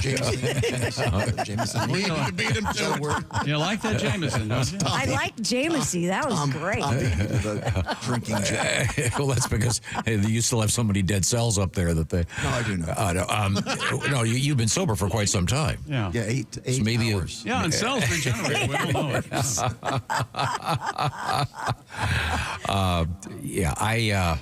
They take a risk when you release an album like this, because the reviewer's going to go, they say it smells like Gwyneth Paltrow's vagina, but it's just much like that. It stinks to high heaven or something. Yeah, you're right. It writes its own review. But it's about the music. Remember that. Hey, do you use your phone? Are you done with that? No, yeah, go ahead. What do you got? Do you use your phone on the toilet? Yes. I don't anymore. No. You don't. No. Not anymore. What do you do on the?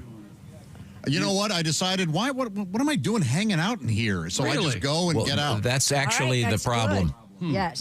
Here in the United States, nearly 4 million doctor and emergency department visits annually, usually they are people, are due to hemorrhoids. And they're saying that could be because of the use of the phone on the toilet, dramatically increasing the risk of developing said hemorrhoids. Some piles? Wow. Yeah, people who use the phone on the toilet face a 40% increased risk for piles. Why? The old piles. Yeah. Hemorrhoids are caused by overstraining or extended defecation time. Extended defecation time. Don't they allow that for certain students now? They get extended defecation time to take the SATs because they have ADD. I told you it wasn't Eastern Daylight Time. It's extended defecation time. I call it paternity leave. Some studies suggest that prolonged sitting may be a contributing factor, possibly because sitting on the toilet weakens and dilates the blood vessels and the in anus. and around the anus. Yes. My anus is dilated. I hope it is, at least at certain times. So this would perhaps, if Wordle was really hard on any given day, it might end up causing you hemorrhoids if you're spending too much time. Yeah, they advise no more than 10 minutes, Tom. No more. Wow. Now, Tom, you're typically in and out, right? Yeah. Oh, yeah. I'm in and out. Yeah, I don't linger. Meaning you put things in and out of your butt. Yes. Yeah. Yes. Yes, anything that's in that room is in there. Yeah, I won't use the plunger anymore that's in our shared bathroom. Yeah. Christy, what about you? Do you look at your phone while you're dumping it up? No, I try not to. I have dogs in there with me, so I have to get in and get out. They do your dogs. Do they ever run for the door and start scratching it? No, but they've never let me go to the bathroom by myself. Ever. Even the major transactions? Yes, they want to be in there all the time. It's ridiculous. Heck. I bet they look at you like, you're doing real good work here. Good girl. How come you don't take a bag and pick it up like you do to mine? Yeah, what's this about? I think they look at me like, oh, she's going to give me individual attention now because there's nothing else to do in here. That smells real nice, Christy. Thank you. Now, what's coming up, Christy? Give me the teaser. Coming up, we have a news anchor who went into labor but continued to work. Boy, that's... Oh, yeah, her water broke. Yeah, did you see this? Yeah. This just out. Yeah. We have a loose kangaroo in Colorado. What else do we have coming up? Pennies are in the news today. Are they getting rid of them? We'll find out. From heaven. Pennies from heaven. Once again, we have those two guys are out at the Indianapolis Motor Speedway preparing for the 109th running of the Indianapolis 500 coming up on Sunday on Fox Television. There'll be several 100,000 people there. It's the largest attended event of its type in the world. And today is a special day, a preliminary day of fun called CARB Day. Concerts and competitions on the track as well. A lot of fun going on out there. We remain in the O'Reilly Auto Parts studios, and this is the Bob and Tom Show.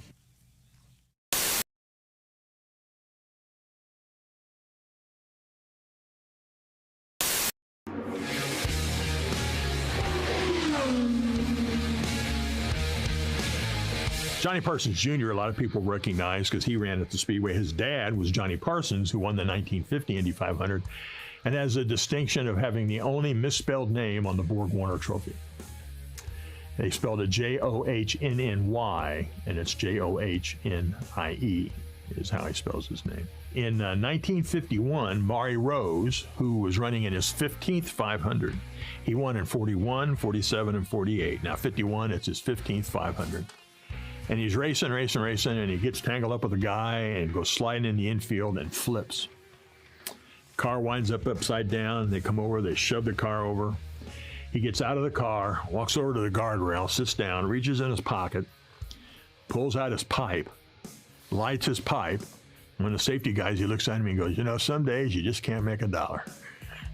And he took a puff of his pipe and he goes, that's it, I quit. And he retired, sitting right there, right there on the wall. In 77, Gordon Johncock, who he was leading the race and Foyt was chasing him, and something broke on the car coming out of 4, and he coasted down the main straightaway, and it was a hot year, 77, and he comes to a stop in the grass in the infield in turn 1. He gets out of the car, walks over, and there's a creek right there. And he walked down into the creek and started splashing water on him. It was so hot, and just come back up and sat on the guardrail till the emergency crews got there. Kind of a behind-the-scenes deal. I went to junior high school and high school with Butch Meyer. His grandpa was Louis Meyer. Louis Meyer was the first 3-time winner. He won in 28, 33, and 36. In 36, he was the first 3-time winner. He was the first to drink milk in Victory Lane. He was the first to get a pace car as part of his prize, and he was first to be awarded the Borg-Warner Trophy. It was new in 1936. And so it was so neat hanging out with him and meeting Louis, and his dad, Sonny Meyer, Louis Meyer Jr., built engines and built the engines for like 18 Indy 500 winners. So they had a shop, Louis Meyer Incorporated, over in this industrial complex behind Lafayette Square off of Interstate 65. And you go over there and just hang and go for stuff, cleaning, sweeping, just to hang out and be a part. And the 1973 500 was my senior year in high school, and it was such a big deal. And I sat up in the grandstands in the Louis Meyer Incorporated seats in the Northwest Vista, and Louis had done some parade laps in the pre-race parade in one of his old winners. And he came around and he was flying. You know, most of those guys are just kind of puffing around. Louis goes, and Louis got done, and he come up and sits in the stands, and Butch goes, Grandpa, why were you going so fast? I want to get rid of weight from all those people and get up here and just watch the race, you know. But, so in 1973, it rains. It takes 3 days to run the race. There's crashes. There was a crewman killed in the pits. It was an SDP, Patrick Racing crewman. Sweet Savage was fatally injured. He was a teammate. And after like 342 miles, third day, they go, that's it, we're done. And Gordy was declared the winner. So the day after the race was over, I went to Lewis Meyer Incorporated, and I'm walking through the engine shop, and Sonny Meyer, there's a table there, and they had a rag out there, and there were 4 sets of pistons. There was 4 sets of pistons and rods sitting there on the table, and they'd been manufluxed. Manuflux is a process they use to x-ray metal to look for cracks and faults and things. And all these orange, 3 of the 4 pistons, rods and connecting rods and everything had cracks in them, and a couple of the pistons had, you know, you could see orange lines. And I said, Sonny, where are these? He goes, they're out of Gordy's engine from yesterday. I go, what are these cracks? He goes, they're weaknesses. And I said, well, how much longer would this thing have lasted, you know, this engine? He goes, maybe a lap, maybe 100 laps. You don't know. It could have gone at any time. But the race was called at 342 miles. So fast forward a few years, and second place that year was Bill Vukovich Jr. His dad had won 53 and 54 and then been killed in 55. His son was fatally injured in a sprint car wreck in the 80s. I mean, but anyway, so in 1973, he finishes second to Gordon Johncock. So I'm doing an interview, like a Where Are They Now for the Indianapolis Motor Speedway Radio Network, and I'm talking to him. And after we got done, he goes, yeah, he goes, man, 73 burns me up. He goes, I was so lucky because McCluskey was in third and he was gaining on me, and I had a turbocharger, and the turbocharger had cracked. I was down 100 horsepower, and McCluskey was catching on me. And man, I was so lucky that rain came. I ended up finishing second. And I told him about the pistons.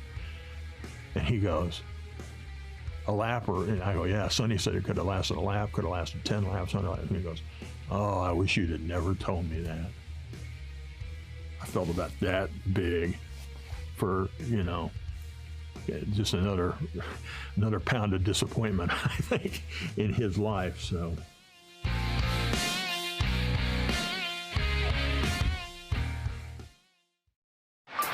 The reviews are in, and America can't get enough of Chick McGee's Silac commercial.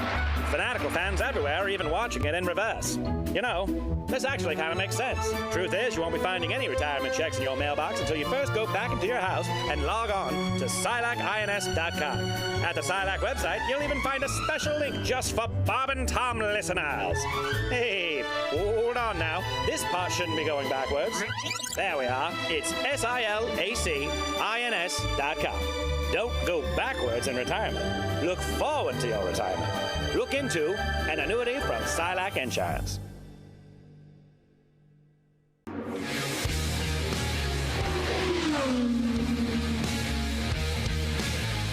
In 2011, when Weldon won, when J.R. Hildebrand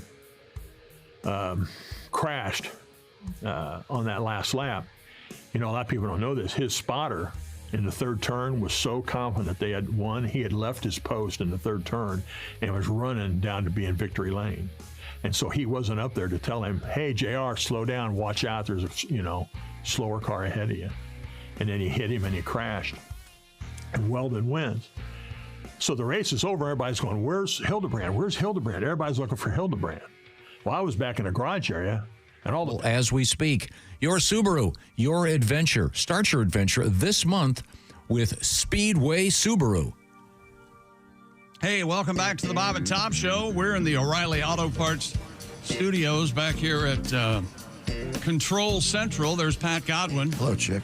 Ace Cosby's here. There's Tom Griswold. We're in the O'Reilly Auto Parts studios, and out at the Indianapolis Motor Speedway, it's Jess Hooker and Willie Griswold. Hello, kids. How are you? Hi, guys. Hey, guys. Josh and Christy had to pee, so you got the B squad coming in, the JV the young squad. bucks out there. Yeah. All and right. we haven't even had a Bloody Mary yet, so we're top of our game. All right. It's a big party day at the Indianapolis Motor Speedway. It's called CARB Day, Carburation Day. One of the worst hangovers of my life was after a carb day.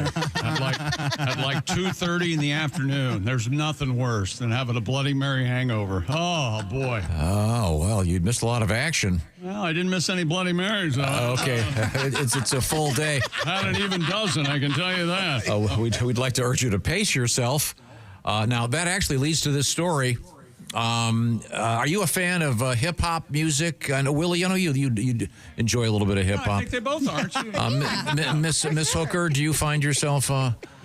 Yes, I like hip hop. Oh, really? Yeah. Okay. Yeah. You like both kinds, hip and hop, right? I do. I like the hip and the hop. And I'm a big fan of Ja Rule. You're talking about it like it's Dad. You're talking like it's a French film. It's not this foreign thing. People listen to hip hop. Well, I know. I don't. But I find it occasionally amusing. But this is interesting. Now, the pole sitter at the 109th running of the Indianapolis 500 is a rookie, which is very rare. It hasn't happened for quite some time. And his name is Robert Schwartzman, and he's also a hip-hop artist. He is he is. Yeah. Isn't this exciting? Does he have I don't know if a nickname or something? I don't know if exciting is the word I choose. Interesting, maybe. Yeah, Robert Schwartzman does not sound like a hip hop artist. That's why he goes by Schwartzy. Schwartzy works. All right. Now, this tune that I'm about to play, Notorious Schwartz, has just over 13,000 views on YouTube as of last evening, and almost 60,000 listens on Spotify. So do you want to hear a little bit of Schwartzy? Please. Sure. Okay, here we go. What? Oh, yeah. This will get the kids on their feet.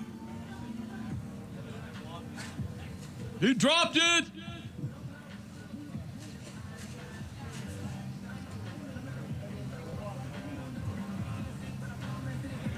That's great. Yeah. Good bass, man. Yeah, it's not bad. He's the real thing there. Yeah. Okay. I believe something about in the middle. Got a boot in the middle, I think. Yeah, they got the lady singer. That's not bad. Chick, you know when they have to train the service dogs and they take them to the movie theater and they have no idea what's going on, but they're happy to be there? That's right. That's what my dad looks like listening to hip hop. He's got no clue what's happening, but he's happy. That's much better than I thought. Yeah. I didn't know recreating bass like that was possible. That was I got my butt moving, Tom. How about you, right? Vibrations. So the song is called Active, and that's by Schwartzy. Robert Schwartzman, the young gentleman who will be sitting on the pole for the 109th running of the Indianapolis 500. Now, this is historically where you say, well, he won't be sitting on the pole. He'll be in his car nearest the start of the So race. do race car drivers have walk-up music the way baseball players do? Like, They should. Yeah. I So know do you listen to yourself as you walk to the pole? You know I what I'm know saying? for a bit, the NASCAR races would bring out like 3 at a time and introduce all the drivers, and there'd be like confetti and, you know what I mean? Kind of like the. They introduce them before the Indy 500, but they don't really. They do them like 3 at a time, and they don't think they have time to switch up the music that much. But that is a great idea. Maybe they should do that when they have the banquet and the award ceremony. They could all go Oh, up yeah, that would be a good place to do it. Sure. to some whatever music If you music of didn't their choice. win the 500 and you were in the race, you were in a car, and you finished like 13th, would you go to the banquet? Yeah, sure. I don't believe you. Well, that's where they give you the check. I think you would be so irritated at finishing No, they give poorly. that's the only way you get the money. You don't go to the banquet. You don't get paid. Oh, of course you do. You can make 13th, you get a arrangements. check? No. That's the way it works. That's my understanding. You want the money, you better show up. All right. Or they deduct. Well, they deduct what? Half of it or something? No, they deduct it. They deduct it. Okay. All right. Speaking of money, I have a bet on this year's race that I'm very excited about. I want you guys to give it a shot. It's a parlay. I'm doing the race and the Pacers. I think that Cameron Payne, coming off the bench for the Knicks, I think he's going to score 6 points, and I think that Scott Dixon is going to win. I'm calling calling it the Dixon Payne parlay. I'm putting all my money on. I like it. I can't believe I'm saying this. Put me down for a nickel. And I believe that's a grand, in right? betting circles, that's $5,000. That's exactly right. What's the payoff on $5,000 on that? Well, if that happens, that'd be hundreds of thousands of dollars. Absolutely. I couldn't still not retire. That's right. That sounds great. Good bet, Willie. Yeah, thanks. Now, we'll be watching the race, of course, coming up on Sunday, and it'll be it's always incredibly exciting, and it'll be broadcast on the Fox network, and I've been watching some of the preliminary stuff they've been doing. They're really nailing it. They have got the technology now for all this stuff. It's just so wonderful. They've got the cameras and all the ghost thing they had in the playoffs where they have the ghost car chasing the car so you know how much faster or slower it's going than the leader. Amazing stuff. I find that confuses me. What? Looks like there's too many cars on the screen. Well, they've got all kinds of tricks, so we'll be certainly... I don't like their tricks. You don't? Just show me the race. Just the race. You remember me? I can't watch Major League Baseball because the pitcher keeps staring at me. I can't do it. I won't. Yes. Well, maybe this will interest you. How about some of the new concessions available? I know that they have vats of vodka that you just put your cup under and push the button and your cup's filled. I know that. This is once you have that, you really don't need anything else to drink, do you? I have to tell you guys something that happened just recently. There was, there's a lot of alcohol here at the track, and especially on CARB day, people are partaking. And a little earlier than usual, Willie was standing over, writing some jokes, working some material out, and I walked up, and there was a cup, and it probably had about, would you say, an inch of clear liquid in the bottom of it? 2 fingers worth. Right, 2 fingers worth. And my immediate reaction was to walk up and sniff it first. Instead of assuming it was water like a normal person, I went nose first and was like, this has to be vodka. Nobody just has water sitting out in a cup at this time of day. Right. Especially at the track. Turns out, very disappointed, it was just water. It was just water. Yeah, I was upset, Pat. You understand. No, I do. Now, you can find yourself a pretzel brat today and coming up on Sunday at the largest spectator event in the world. Willie, you would seem like you'd be all about a pretzel brat. Oh, yeah. You know what? I'm actually not that into pretzels. It's a little bit too boring for on here. Yeah, I'm more of a brioche kind of man, but I'll eat that up today. I'm letting all my standards, all my practices, all my rules, they go out the window when I'm in the infield. Yeah, there's a burger joint that has... I've really become to love that. You mean brioche French for cake? Yeah. No, I like the pretzel. I love that Willie, pretzel can I ask pretzel you brat a stuff. Question, a food question. What's going on, You were in Pat? my hometown of Philadelphia. Did you try a cheesesteak? I got a cheesesteak. We went to Cleaver's because it is close to the club. Everyone on the internet is telling me I'm a fool. I'm an idiot. I should have gone to Jim's. Should have gone to Pat's. Should have gone to Angelo's. What did I tell you? So many people are sending me names of Italian men saying, you should have gone to this guy's place. And Cleaver's really hit the spot, man. You liked it, though? Loved it. It was incredible. Okay. Do you guys know what a tacho is? I do. I've made tachos for the show before. Explain it to the boys. So tachos are tater tots, and you dress them as you would nachos, thus tachos. And it says available at the Indianapolis Motor Speedway, Buffalo Tachos. Tater tots covered in buffalo chicken, nacho cheese, pico de gallo, and ranch dressing. I'm going to go get some of those as soon as they're open. And then Jess and I, we're going to be walking around asking the people questions. Who do you think's going to win? How many races you been to? Can I bum a cigarette? Just stuff like that. Just normal conversation. Yeah. All perfectly valid. Now, we also found out which drivers are going to be drinking what kind of milk. And it's no one took the skim. It's primarily 2% and whole milk. We also found out that there's a naked guy on top of the famous Borg Warner trophy. He's naked? Hey. Yeah. Uh-oh, Christy's back. Hold on. The flag guy is naked.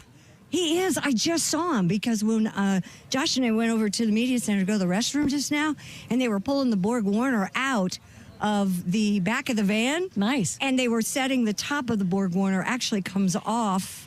So it's one, and so he was like holding it right in my face. Yeah, it was like wow. So it felt like home. No, like a Saturday night. Yeah, but it was right there. It is. I never noticed it, Tom. Thank you. Now I'll never. They apparently always photograph that famous trophy from an angle where you can't see the manhood of the. Why is he naked? I don't know. It's probably different times. No, it was just like as you know, Pat's right. If you've seen those black and white photos, the first finish. What's the guy's name again in the Marmon Wasp? Louis Meyer. Louis Meyer, is that the one? Meyer. Where He also opened MGM Studios. Yes, the guy holding the flag naked. Very weird. Very hot day. Gymnastics, wrestling, and the Indy 500. Everybody was naked back then. Yeah. Okay. Yeah. Can you imagine if they did a new one? They would never do that again, or they'd put a bathing suit on the guy, I guess. It's going to be an exciting race. As you know, we were talking to Ari Lyondike, the great race car driver, not too long ago, and he was saying back in his day, they didn't have the great communications they have now, and there would literally be a guy standing by the pits with a sign. Mm-hmm. And it might, let's like Ari Pit, whatever. There'd be a series of. Well, that was a big advancement, though, because before that, they just had a guy standing and yelling real quick as they went by. And that's the best. Hey, you're almost done again. Oh, AJ, you're winning. Oh, okay. You're almost done. Hey, your left tire's low. But now the communications are amazing, except the team that's using a pit crew from Newark. For some reason, they can't get the... And Newark raises its ugly head again. I'm not flying through there. I want to live. Once again, we got... now we have, let's see, we have Miss Hooker, we have a Miss Christy Lee, and we got Willie G. Where the hell's Josh? Is he at the concession stand? I lost him. Hot chocolate. I don't know what happened to him. I thought he'd headed back, so I headed back. Yeah, we can't find him. Okay. So I don't know where he is. Are those people in the background? They're Java House people handing out free They Java are. House? They're handing out free samples. Lots of peel and pours. And if you sign up for the racing jacket that you can get from Ed Carpenter Racing, you get this cool Java House cup. Isn't that cool? All right, cool. Just if I sign up? Just go to... I just stole it. I don't think you can win the jacket, Christy. Sorry. I thought they were... Just go to bobandtom.com/contest. Find out about that. Once again, they are at the Java House location within the confines of the Indianapolis Motor Speedway by the fan Midway, and you can stop by for free samples of Java House if you happen to be here in town and out there. And this portion of the Bob and Tom Show is sponsored by Java House, conveniently enough. That is the official coffee, and Java House, the official refreshments of the Bob and Tom Show. And I word it that way because Java House, all about peel and pour. You don't need a machine. You just take it, you peel, you pour it, you add water, et cetera, et cetera. And they also have hydration drinks. They have energy drinks, lattes, teas, coffee, and, of course, hot cocoa, endorsed by Josh Arnold. Have you guys tried the cocoa yet? It was delicious, yeah. Okay, good to know. Check it out. You can get started, by the way, if you want to sample this, you can go to javahouse.com, use the promo code Bob and Tom, get 25% off your order. That's javahouse.com, the promo code Bob and Tom. And we've got this special Java House sweepstakes going on right now, giving you a chance to win that Java House Ed Carpenter Racing jacket and Java House pods for a year. So this is a great prize. We link to it at bobandtom.com/contest. Now, some of us are here in the O'Reilly Auto Parts Studios. We're having a great time. And some of us here aren't all here. That's true. Thank you. Hi, Pat. This is the Bob and Tom Show.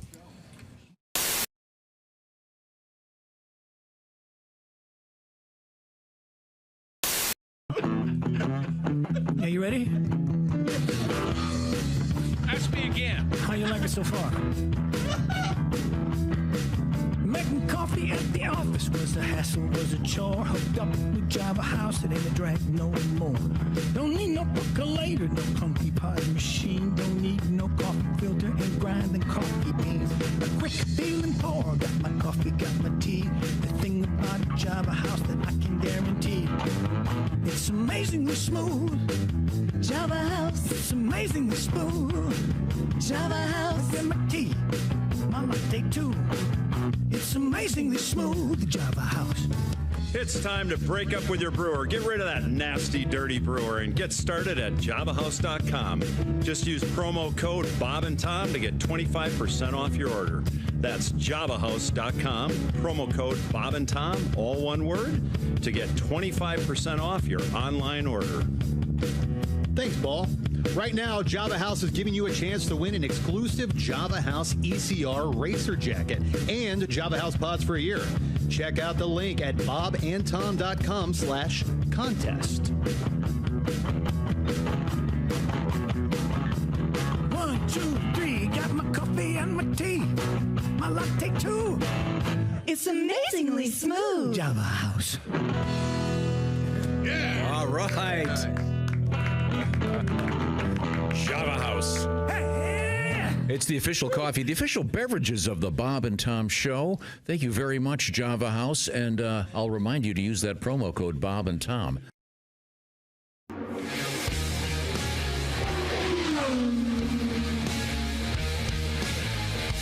1989, Emerson Fittipaldi won the 500. On the last lap, he and Little Al touched wheels on the north turn, and he sent Little Al right in the fence, crashed him. But Emerson Fittipaldi came around and won the 500, his first 500 in 1989. And that was also the year that the winner's share of the purse was over $1 million, first time. It was like $1,600,000 or something like that. So that was a big deal. I mean, the Indianapolis 500 has always had the biggest purse of any motorsports event. They were the first to go over $1 million, and they still to this day have the largest purse of any, bigger than Daytona, bigger than anybody's. So race morning after the 500 every year is the big pictures. The winner and the crew all come back to the Speedway at 9 a.m. and they put the car on the straightaway and they take all the sponsor photos on all these pictures. Well, Ron McQueenie was the chief photographer at the Indianapolis Motor Speedway for 40 years. And Ron had the great idea, we need to take $1 million in cash and place it on Emerson's car. So they get hold of the office, we need $1 million in cash. All right. So they bring out $1 million in cash in these bags with real money. Yeah, because this is the day after the 500. And they had armed guards out there. And so they get the money out of the bags and they're stacking it all over Emerson's car. And they step back and they look and they go, you know, that's really not that impressive. Go back and get another $1 million. Now, where else in the world can you say on a Monday morning, Memorial Day morning, go back and get another? Well, they did. And they take another one. And Ron told me, he goes, at one point, I was reaching out to adjust a stack of cash, and this guard went, hey. Like he didn't like my idea of me touching the dough. So if you ever look at that picture from 1989, you can Google it, Emerson Fittipaldi, 1989, and there's money stacked all over the car. That's actually $2 million in cash stacked all over that car.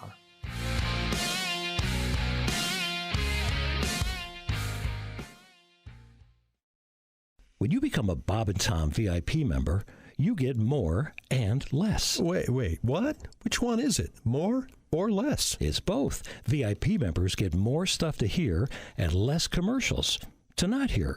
So Bob and Tom VIP is a good deal? Yeah, more or less. Become a Bob and Tom VIP member. First step, click the link at bobandtom.com.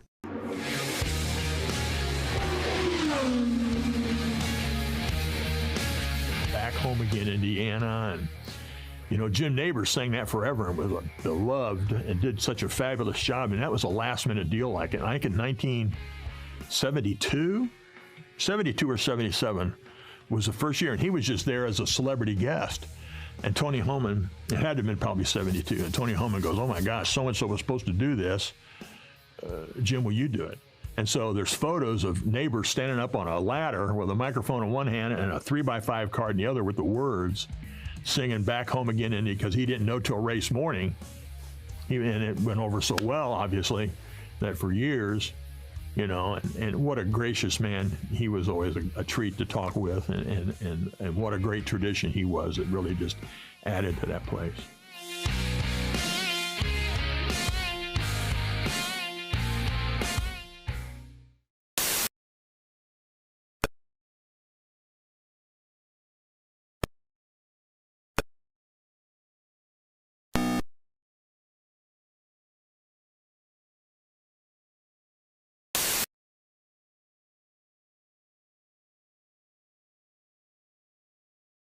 Hey, welcome back to the Bob and Tom Show. I'm Chick. There's Ace, Pat Godwin, Tom Griswold. We're here in the studio, the O'Reilly Auto Parts Studios, and at Java House out at the Indianapolis Motor Speedway. It's Christy Lee and Josh Arnold, and Jess Hooker and Willie Griswold. Hello, everybody. Hello. You sent the youngsters off to make their way in the world at the Speedway. See if they're okay. Yes, we're proud parents, aren't we, Josh? Oh, yes, they're growing up. They get so big, so fast. Yes, they do. They got to wander about. We have a lot more activity out here at the Speedway. The gates have opened for Carb Day, and so things are filling up. Mm-hmm. And Josh and I was telling them, you weren't here yet, we got to see the Borg Warner up close on our little jaunt to the bathroom. We sure did. Yes. Yeah, boy, that's a gorgeous trophy. And we learned that there's a naked guy with the checkered flag on top. We saw him being unveiled. Oh, natural. They had a nice towel around him, and then voila. Yeah. But the naked guy doesn't have a towel around him. Oh, No. But they had a towel around the very top. I didn't realize that came off. And then they were assembling it. They were assembling. Oh, it comes in pieces like a pool cue? Really? Yeah, kind of. Where do they set it up so fans can see it? It will probably be in the winner's circle down here by the pagoda. Remember they have that, don't have an elevator that takes the winner up and stuff like that, remember? They have some kind of ceremony with the Borg Warner coming up this morning with former winners, I believe, too. A very observant listener just emailed this to us. Yes. I couldn't help but notice, says Evan. Christy told her sighting of the Borg Warner's D's and B's. The naked guy on top of his D and his I got you. Set of B. As eloquently described by Josh using D and B. Christy sounded like she'd experienced a Bigfoot sighting. Christy's quote was, I couldn't get my phone out in time, but it was majestic. Yeah, just glistening in the sun there. Yeah, and it was right in my face, wasn't it? It was right there. Like old home day. One of these days, I guess. I did not know that the guy on top of that trophy was naked. All these years I grew up here. I've spent so much time here. I hate to admit it. I had no idea either. No idea. Thank you for learning me, Tom. Do you think there'll ever be a hubbub about covering them up? I don't know, because it wasn't like it was really, I mean, you have to look for it. Yeah, you really do. It's like art, right? Come on. Yeah. You got to really want to see it. Yeah, it's not like you could walk up and hang a helmet off of it because, you know. Right. Not like a hook. They didn't like that I flicked it, but I just wanted to hear if it had that, like, cool tin sound. And then we also found out that the gentleman sitting in the pole for the 109th running of the Indianapolis 500, Robert Schwartzman, has a alias. It's Schwartzy. Really? SHWARTZY. Oh, did you not hear Schwartzy's hip hop, Christy? Yeah, you guys were gone. No, we were at the restroom. This is actually pretty good. This is his song called Active. It's on Spotify. It's got upwards of 60,000 listens, and it's also apparently on YouTube. I'll have to check this out, but here it is. Wait till he drops this beat, man.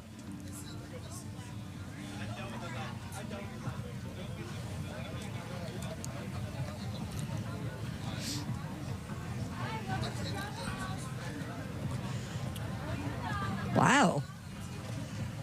I couldn't hate it more, but really. However, but that's not my type of music. But it certainly is that type of music, right? Yeah. Does he go by Little Schwartzy? Just by Schwartzy. I think just Schwartzy. Yeah. It reminds me of the beginning of that Prince thing. We are gathered here together. Dearly beloved. Yeah. It sounds legit. It's just not for me. Yeah, I'm not a hip hop guy either, Josh. But then we played your music earlier today, the Orbit Culture track. If you missed that, this is his Swedish that's good stuff, yeah. Swedish. What is it called? Death metal. Come on with this. Here we go. There might be some. You got to nod your head. Is this better if you're high on meth or booze? For me, booze. I see. But I'm happy to listen to it sober. No, there's the vocal. Oh yeah, man, that gets me going. Can you see Pat and I do a lot of work in the studio? Pat, can you see this guy singing and you go cut? Roll it back, Alan. Hey, listen, I think you got a little pitch problem there on your first. It's more of a when you go. Yeah. Quite hear the Diction. For God's sake, I bet that band doesn't do a lot of weddings. Probably. Yeah. You know, Do you something? think his voice hurts at the end of the day? I was though? thinking the same thing. I wonder if he gets hoarse. They take Man. care of it, yeah. It'd be really funny to see the guy's got an ascot on, like he's an opera singer. I've got to take care of my instrument. has one of the little atomizer. Oh, wow. It down his throat. Yeah. Little throat coat. There's a lot of interesting things about these drivers, and we're going to be talking to a couple of them, I think, in just a couple minutes. So we'll see what's going on out there at the Indianapolis Motor Speedway once again in the Java House. Shall we call it the Pavilion? We're on the Midway. We're at the very back of the Midway toward the Kids Zone, and the Java House refreshment area has become quite popular in the last 5 minutes. It is. Oh, yeah. It is jamming Java. Loving it. I'll get with you in just a second, folks. I know you want autographs and photos. No, and tell him, no, you've got all the cocoa in your briefcase. You'll be taking it home. The peel and pour. Thank you very All the much. coco's in Josh's briefcase. Let's check in with Christy Lee once again. She is at the mobile Silac Insurance News Desk. Christy. The U.S. Treasury Department has placed its final order for penny blanks, signaling the beginning of the end of the 1 cent coin. Yeah, the Treasury spokesperson told USA Today the mint will keep making pennies until current supplies of blanks run out. The pennies has been in production for 233 years. In 2024 alone, the mint made 3.2 billion of them. That's down from 4.1 billion the year before. It's not cheap either, because producing pennies costs you, the taxpayer, over $179 million just in 2023 alone. Well, good. Get rid of it. But also, the important stat is it costs more than a penny to make a penny. Yeah, 3.7 cents. Yeah, each then penny. of course we get rid of those. Yeah. But but this is the last batch of so-called penny blanks. Then what do they have to stamp them to make them pennies? Is that how that works? I guess, yeah. Yeah, exactly. They call them slugs. They just Could said be. blanks on my stories. It could be a slug. Wasn't Penny Blanks a James Bond girl? Yes. Yeah. Penny Lover. Oh. Penny Lover. Oh, isn't that Lionel Richie? Oh, God. Oh, yeah. Oh. One of those. Yeah. One of the lesser. One of those ballads he put out. And no thanks, Lionel. A never-ending like Lionel well of Richie? those. Oh. 5 in a row of those bad. Now, Christy. Yeah, I give him easy. That's it. That was the Commodores, I think. What's wrong with you guys? Lionel Richie's great. Go ahead. Yes. We were having an argument off the air yesterday about I don't like wearing loafers. Yes, because I think you should start wearing loafers. No, that's not going to happen. Man. Loafers and sweatpants. That's you. Not going to happen. No. So, is it still cool if you have loafers to slip a penny in them? Is that a thing? A penny. Well, if you're wearing a penny loafer, but there are all types of different loafers. Is that still a thing? I mean, I haven't Yes. seen it. Is? Boy, I hope not. No, That was in an fact, ugly look. the Basswegian penny loafer has been very popular the last fall season. In what circles? Was the actual penny in it? Well, Yes. at the polo matches, Right. Everyone's wearing. Okay, when was the last time you were at a fashion show there, That's Josh? right. Never, because they suck. You know who wears those? Guys who wear capris, and that should be against the law. There are men who wear penny Nothing loafers. wrong There are with a clam ladies. digger. I know you. Behave yourself, Godwin. I know you can't see me today, but I am wearing my capris today, and Yes. I take exception with that, Josh. Well, guys in capris, sure. Go ahead. You can't hurt me any more than you already have. Let's just say if you know when you go to the bathroom and sometimes you have to look to see if there are shoes in the stall. Yes. If you see a guy wearing capris, I guarantee there's a hole in that stall wall. and is he going to have a wide stance? Yeah, I promise you, yes. I do not think that capris and penny loafers go hand in hand. I think you're right. Now, I have a question. Men and capris don't go in. Does it cost more than a nickel to make a nickel? Do we know that yet? I don't know. Didn't Canada get rid of a lot of the change in smaller amounts? I don't know. Yeah, I don't think they have I think you're right. nickels or pennies anymore. I mean, do we really need them? Do you use them? I don't use them. Not really. I mean, the coin star, that's the fun part. do you still have a jar for your change at your house? Yes, I do. Oh, yeah. Oh, yeah. Yeah, I had one at my old house. Did I tell you this? When I went to move, I picked it up and it shattered. Shadoobie. Yeah, so I had to sweep it all up and then pick the glass out of it. I had several $100s in change in that thing over the course of a decade. But these days, I never use cash anymore. Yeah, me either. And when we moved, we had those big, those really big mugs that you get at the convenience store that have like, I don't know how many, 120 ounces of soda in them or whatever. We had 2 full jugs like that. I actually stopped up the Coinstar machine 3 times. Yeah, she because it got jammed up. Guess whose problem that became when that happened. I think it's cool. I think it's cool that those giant mugs you can get at those places have ads for cardiologists on them and diabetes cures. That's good thinking. If you're just joining us, hello. This is a special edition of the Bob and Tom Show. We're here and we're there. We are in the O'Reilly Auto Parts studio, and we're in our mobile Java House studios that happen to be located at the Indianapolis Motor Speedway. Josh and Christy and Willie and Miss Hooker are all out there. I think we have Hooker and Willie running around somewhere. But we're going to be checking in with some action out at the Indianapolis Motor Speedway. And, of course, by the way, I should point this out. A special edition of the Bob and Tom Show coming up on Sunday, beginning, I believe, at 7 o'clock Eastern Time. Anybody sure on that? And it'll be streaming. And we'll have the video and stuff on YouTube, et cetera, et cetera. So more details are posted at bobandtom.com, where we also have a cool contest up and running. Go to bobandtom/contest. There's a very cool Java House Ed Carpenter Racing jacket you could win, and someone's going to win Java House pods for coffee, tea, et cetera, for a year. That's bobandtom.com/contest. Also, while I'm at it, one of the favorite shirts we've ever done, Willie was wearing one of the classic old Planet Bob and Tom shirts this morning. We got a new one that I think is going to be a classic. This is one of those things I took it home, and all of a sudden they're going, hey, can you get a dozen more of those? Because people really like it. It's the new one, and it's posted at bobandtom.com. We've got some sightings of the shirt out. There's somebody wearing one right now. One of our fans right here in front of us. Yeah, it's really cool. It's got what's the word I'm looking for? A depiction of the Marmon wasp. Yes. We're going to. We have some guests right now. Okay. Special guests are joining us. All right. Ed Carpenter Racing. We can't see him, so you can introduce him, Christy. All right. We have, Ed Carpenter and Christian Rasmussen. Thanks for joining us, gentlemen. Good morning. It's kind of a chilly day. Yeah, you don't need this tent right now. No. Sunshine would be good. Just making us colder. Now, the forecast is a good one for Sunday. You want to tell the fellas what it is, Christy? Yeah, pretty much partly cloudy skies and a high of 70. Is that good for you? I would like more sun, I think, for my race car. But yeah, the most important thing is it's looking dry. So that's the most important thing. Other than that, it's the same for everybody. We'll make it work. Now, Ed, tell us about your car. What does it look like? Physically, what does it look like? Or colorful, logos all over the place. I heard you were going to go with that flat black, and they call it murdered out, just to be a badass. Is that correct?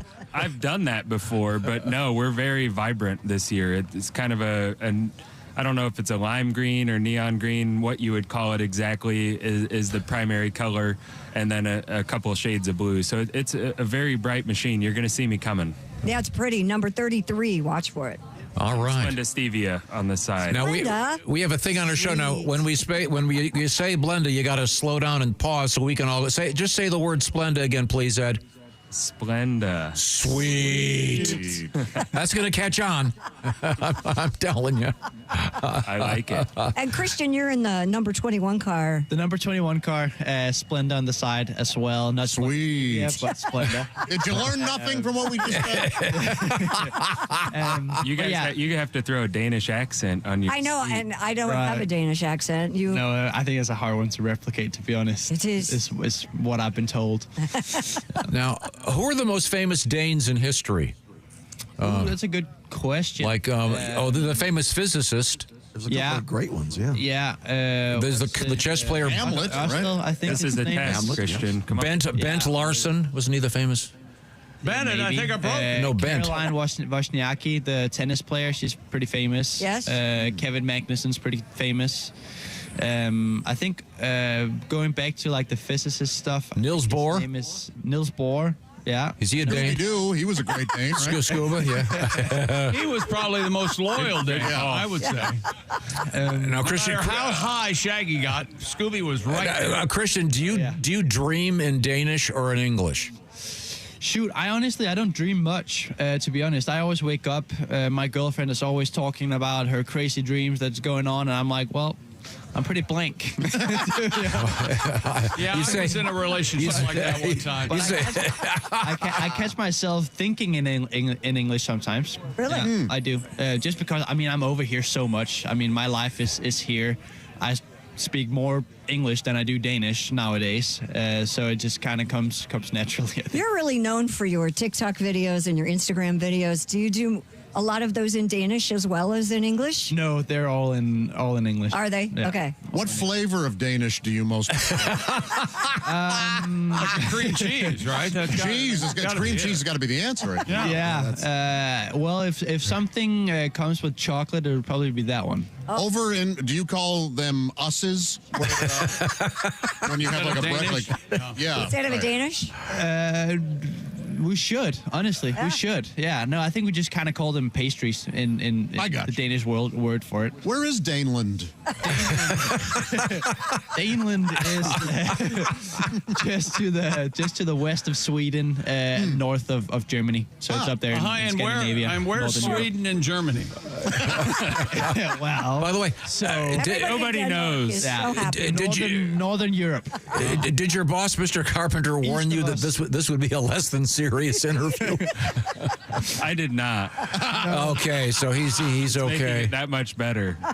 Okay. I was prepared a little bit from my girlfriend's family, who are long-time listeners of the show, so they were very excited for me to come on. Please tell Maria that I said hello. I'd love to meet her. Now, where's Maria from? They are from Northern California. Yeah, so they listened to just on the Oregon border. I knew a Maria in Northern California. Remember her, Tom? Oh, yeah. Oh, man. She was just another story. She was always waking me up at night yakking. I said, hey, I can't dream because you won't shut up. I go, honey, shut up. Well, this is just another case of a foreigner coming over and taking our women. I don't know if I'm here for it. Well, Christian, we'll let you and Ed Christian and go. name only, I'll tell you that. Ironically, the first winner was the Mormon Wasp. Was that correct? Oh, Marmon. Oh, not a religious thing. Okay. Thank you very much. Hey, thanks, guys. We have to push on. We're going to check back with the Speedway in just a few minutes. Be watching for their cars. Number 21. Christian is in number 21. And we mentioned Ed Carpenter earlier, and he's, by the way, the team owner of the Splenda car, and you'll also see the Java House car out there. So be looking for the boys. Ed is also, as Christy mentioned, in car number 33. Right now, it's time to check in with Chick McGee and Simply Safe. Simply Safe. There we go. They do it yourself, design it yourself home security system. We trust Simply Safe here at the Bob and Tom Studios. We've got the security system and all the camera, the high def and indoor, inside, outside. And Simply Safe, millions of Americans enjoy the new standard in home security and greater peace of mind every time they arm their system. Simply Safe has Active Guard outdoor protection that can help prevent break-ins before they happen. AI-powered cameras from Simply Safe, backed by live professional monitoring agents, monitor your property and detect suspicious activity. And when someone's lurking around your compound, acting suspiciously, Simply Safe agents can see and talk to them in real time, turn on spotlights, even contact the police, all before that lurker has a chance to get inside. I hate lurkers. They're the worst. And monitoring plans of Simply Safe start around $1 a day, no long-term contracts or cancellation fees, and there is a 60-day satisfaction guarantee or your money back. And right now, great time to get hooked up with Simply Safe. Go to simplysafetom.com and you get 50% off a new system with a professional monitoring plan and your first month free. 50% off and the first month free. Go to simplysafetom.com. There's no safe like Simply Safe. Thank you very much, Chick McGee. Coming to you from the Java House CARB Day broadcast site at the Indianapolis Motor Speedway and the O'Reilly Auto Parts Studios. This is the Bob and Tom Show.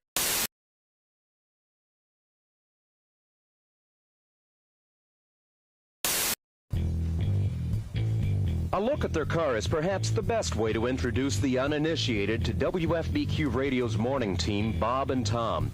The pink and camouflage junker features 3 hood ornaments, a bowling trophy, the hind quarter of a horse, and a jar of tartar sauce that will have to be explained elsewhere. 295 Night Ranger when you close your eyes. It's 8:42. You're with Bob and Tom on a 2 for Tuesday. Good morning. Howdy. Great. Holmes. Sherlock. Let's play word association. Okay. Howdy. Holmes. Sherlock. Holmes. John C. With Bob and Tom. Holmes.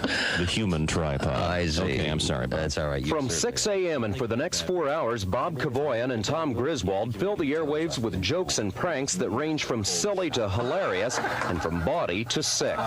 Why is sex like air? Why is sex like air? I give up, Bob. Because it's no big thing unless you're not getting it. They deliver a National Lampoon sort of humor that leaves the audience laughing while wondering how Q95 can broadcast some of the things they say. Half the joke is in your mind. The joke isn't stated outright. The person has to put something into it to get something out of it. Yeah, they're fun and people like them. People enjoy them. They laugh at them. And there's an alternative. You can always change the channel. But people aren't. After 2 years on the air, Bob and Tom have taken Q95's morning show to the top of the volatile morning FM ratings. WFBQ is the 3rd radio station the zany team has worked for. After 6 years together, they've got the routine down pat. Bob runs the audio control board, plays straight man, and provides the program's famous laugh. Amateur phylactics. Amazing concept, I think, and I think it's going to Tom sits in a mound of notes and papers to provide the program's often quoted jokes and many of its voices. Oh, hello, Mohandas. Hello, Bob. How are you? Oh, I am fine today. Hello, Tom.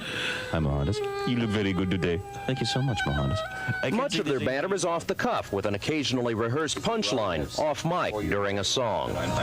Only if it makes you late for the ceremony. She's controversial. She's provocative. She's the famous sex therapist, Dr. Ruth Weisboner. Good morning, Dr. Ruth. Good morning, Tom. Good morning, Bob. Good morning, Dr. Their regular spoof on Dr. Ruth Westheimer features some of their more risque humor. Is it wrong to have sex before you're married? Is it wrong to have sex before you're married? Well, no, as long as you're not late for the wedding. Bob and Tom's task of filling 20 hours of airtime every week is made easier by several regular characters phoned in by people around town. Nightclub owner Sonny is a favorite. Great approach. How are things going on at the track? I know you're running the mystery flesh tent this year. Everything is going just fine, Dow. I bred that baby up, throw it in some shortening, and serve it up. It's the mystery flesh tent, Dow. It's located, of course, in Turn 1. It's right there in Turn 1 where people seem to be the most hungry and the least discriminating. Other characters are voiced by regular visitors to the studio. Ladies and gentlemen, the President of the United States. Tiger Don Bardo. Good morning, Bob. Good morning, Tom. Good morning, Your Highness. Q95 midday personality Jay Baker voices the spoof on Richard Nixon. Now, do you remember Ronald Reagan visiting the German cemetery over the weekend? Oh, that's right, yes. The media referred to it as the Nazi cemetery. You know, I was the one that put him up to that. I see. I said, babes, this is going to be so beautiful for your career. Trust me on this one. I told him, I said, when I was a young boy, I heard the phrase, the only good Nazi is a dead Nazi. I said, Ronnie, you can't miss a whole field full of dead Nazis. You slide over there, you put the wreath down, the wreath, and you're cruising. Bob and Tom say they get very few complaints from listeners as they poke fun at every special interest group imaginable, and station management has left them unrestrained on the limits of their humor. After 2 years, the result has been high ratings, a devoted following, and 2 happily transplanted Hoosiers who say they just might stay to grow old and gray on Q95. Could be. It's very possible. In fact, it's already started. Bob's getting gray. Yeah. Tom's getting old. Yeah. This is Greg Todd, Channel 6 News. Oh, I feel so much better now. You know, Bob. Yes. I don't want to say that most of the women that you go out with have questionable morals or anything, but last night... The reviews are in, and America can't get enough of Chick McGee's Silac commercial. Fanatical fans everywhere are even watching it in reverse. You know, this actually kind of makes sense. Truth is, you won't be finding any retirement checks in your mailbox until you first go back into your house and log on to SilacINS.com. At the Silac website, you'll even find a special link just for Bob and Tom listeners. Hey, hold on now. This part shouldn't be going backwards. There we are. It's SilacINS.com. Don't go backwards in retirement. Look forward to your retirement. Look into an annuity from Silac Insurance. It turns and sways. Okay. Well, thanks for the call. Have a great day today. We're going to move And I've got forward. one more thing. May I say one more thing? I've been waiting 20-some years for this. Is everybody listening? Yeah, we're listening. Okay. Chick, go back 20-some years, 1998, Fort Wayne, Indiana, all weekend with me. What? There we go. Yes. Finally. I have, okay, whatever you say. Okay, remember, and listen to this. You went by your real name when you checked in, and you invited me for the weekend. Now, wait. Oh, God. I'm going to get shot for this. And you ordered grapes and Miller Lite beer. Yeah, that sounds like me, all right. That's right. Yep, that's me, okay. Okay, Deborah, we got to go here. Christy, give me the teaser. That couldn't have gone better. Yeah. Somehow I blame you. Ah, boy. Where do we go from here?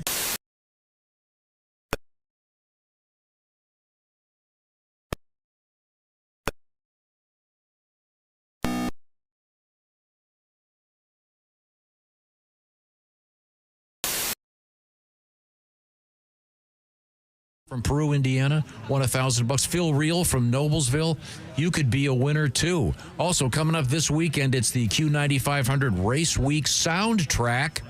Give you some details coming up. Hey, welcome back to the Bob and Tom Show. We're in the O'Reilly Auto Parts studios. Think O'Reilly Auto Parts for all your car care needs. Get the parts and service you need fast from the professional parts people at O'Reilly Auto Parts. There's Pat Godwin. Hey, Chick. Tom Griswold. There's Ace Cosby. Let's check in with the folks at the Indianapolis Motor Speedway, Christy Lee and Josh Arnold. Hello. Present. Hi there. Here we are. I can hear that activity is definitely increased. Yes, there's a lot going on, Pat.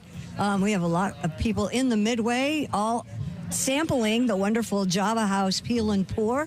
We have a beautiful setup here. You can sample all of the coffees, the energy drinks. I think it's going to get really loud here, Josh, in just a few minutes. What do you think? Oh, yeah. The throngs are about and having a great time. Tom, we miss you. Oh, I miss you, Josh. I like your cool hat, and I'll remind everybody we've got a really cool T-shirt out there at bobandtom.com celebrating the month of May. It's very nice. It'll be available in our pop-up shop just for a few more days. By the way, there's some very unusual names. The drivers for the 109th running of the Indianapolis 500, representing a lot of different countries, of course. Now, we were just talking with from Denmark. Denmark, yeah. We had Christian Rasmussen, yes. Yeah. And also, we have from Spain, Alex Palou. Now, in terms of an unusual name, Stingray Rob. Oh, I saw Stingray Rob at dinner last night. And that's actually his name. That is his legit on the birth certificate name. Mm-hmm. From Switzerland. Kind of a quiet character. Very nice man. His daddy drove a Corvette, and his mom robbed banks. That's right. Stingray Rob. And then from the Netherlands, Renus VK. How about a poem, Chick? There once was a man named Renus. Okay, never mind. He had an impressive penis. I was good start. Subtle. Very good start. And we learned. Took it around, a drug on the ground, and married a woman named Venus. These work. You guys are amazing. From Brazil, just one driver from Brazil this year, but a very famous one. Helio. It's spelled Helio. And in that first season, there was a lot of guys going, well, now Helios are going to be in the front row. Elio Castroneves. I think that was you who kept mispronouncing it. A lot of guys, as I recall. Takuma Sato, of course, from Japan. Takuma Masato. Thank you. I was hoping you'd pick up on that. No worry. Pato Award, you can't forget him. He's from Mexico. Yeah, but he's my neighbor now. I know he is. Yeah, he is. Lives right up the street. He lives right down. I walk my dog. My dog poops in his lawn all the time. I always pick it up, Pato. Hey, honey, here comes that crazy guy and his crappy dog. But of course, a good number of Americans, but 3 from New Zealand this year, including a friend of the show, Scott Dixon. Always a threat. And let's see now who. From Canada, Devlin DeFrancisco, and from Australia, Will Power, who will be It's now Will Power. And his Will is. Do you know that his brother is a stand-up comedian, Josh? I didn't. Yeah. Is that right? And he's good. He's good. Al, it's Johnny Power. It is not Johnny Power. How are ya? Cookie Power. Now, you guys are once again getting ready for something called CARB Day. This is much like the Friday before the Kentucky Derby. It's a big party out there. They do some practice, though. It's the last time the cars get to be on the track before the race, so they do some race setups. They're drinking and out there. That's job one. Come on. Yeah, for the fans, for sure. Yes. And the We do have a concert, couple. the concert will feature a couple of bands, including a couple friends of the show. Should be a great time. You know who's hosting the band show? Who? Johnny Power. Yeah. And he is good. How are ya? That catchphrase. I've seen a lot of Hawaii shirts out here. Oh, yeah. Yeah. How are you? Here's Brett Michael. It is Brett Michaels.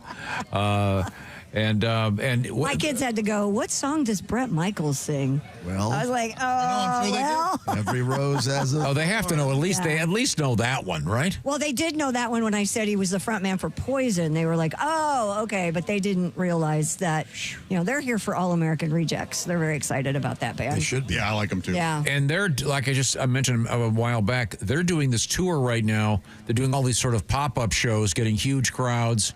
They're apparently tremendous when it comes to things like surfing the crowd, et cetera, et cetera. Yeah, they're fun as hell. So that should be a terrific, great show. And then we cannot forget at 2:00 Eastern, the 6 Wienermobiles that will be battling it out for the first ever. What are they calling that? Do you know for sure? Oh, yeah. The Wiener 500? The weenies the world awaited. Here we go. It has a name. It's the it is the Weenie 500. Okay, I was afraid And I'm a huge fan of the Wienermobile. I have actually driven the Wienermobile. Shut up with that, will you? I did. That's not true. No, it is true. I raced Al Unser Jr. in the Wienermobile. And you know what? Guess who's pulling up as we speak? Al Unser Jr. I was probably going to brag about beating me in a race. To you about beating you in the Wienermobile race. He beat you. Yes. Okay, well, it's going to be 6 Wienermobiles at 2 o'clock. Is that going to be broadcast? Will that be? It's on Fox. Yes. Yes. No kidding. Yep. Fox Sports, I think, FS1 or whatever they call it. Oh, that'll be great. At 2 o'clock Eastern time today. Okay. Yep. Well, your timing could not be better. Well, we have to switch gears. We'll get back with Little Al in just a second, Okay. Christy. They are, I should say, at the Java House location inside the Speedway. We are in the O'Reilly Auto Parts Studios. This is the Bob and Tom Show.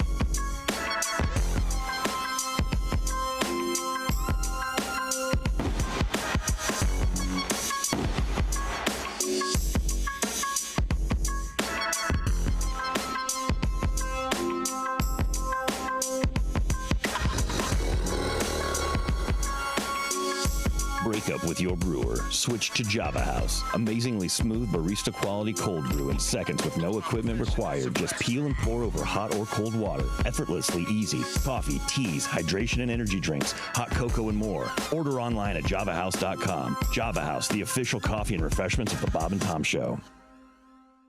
But yeah, we're going to do one right now. This is a song about, well, some things that kind of went wrong a while back. Oh. Completely original number. Hope you like it. Grab the chair. No more Mennonite guy. No more watching MTV. No more Mennonite guy. They said, get down on your knees.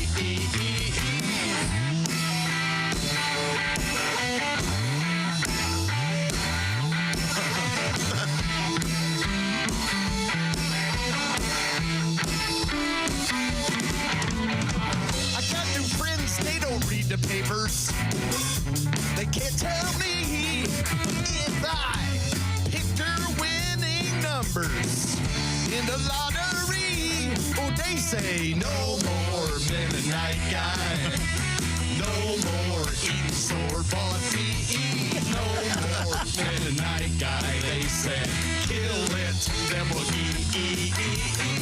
The mule kicked me in the head today. I broke my brand new plow.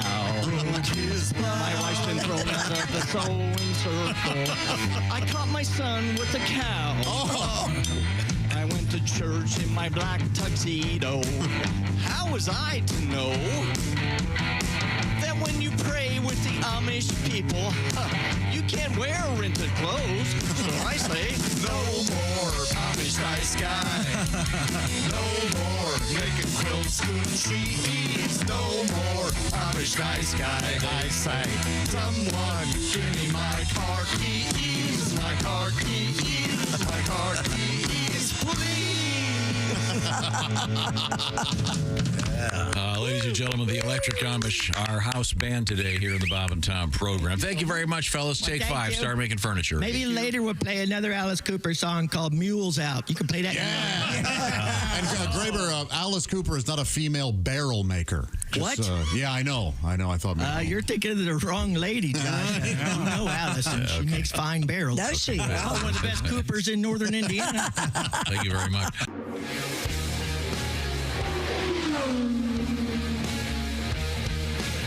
Obviously, Floyd's a legend. I mean, he was a rookie in 1957 or 58. 58, I think. He was a rookie. Four-time winner, unbelievable fan. So I'm doing The King, and we're in Tony Bettenhausen Jr.'s garage doing Dick's Picks.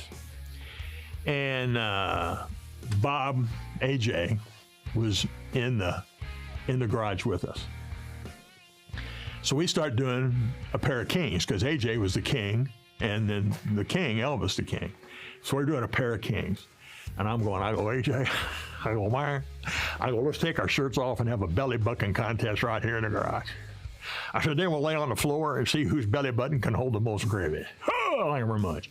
I said, I want to help you, AJ, on race day. I'm going to be on your pit crew. When you come in, I'm just going to put my belly and flop it on the rear wing. Front end will come in the air. They'll change them tires. Off we go. And so we're doing all this, and people are dying. Well, then I talked to a crew member later, and AJ had the Bob and Tom show on in the garage. About halfway to that, he just looked up and he goes, shut that shit off.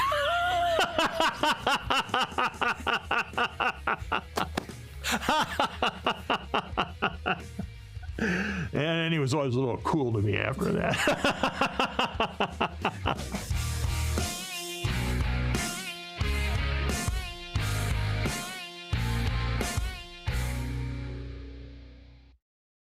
Hi, this is Chick McGee from the Bob and Tom Show. Miss some of the show? Become a Bob and Tom VIP and subscribe to the audio and video podcast. The Bob and Tom Show, on air, on app, and on demand.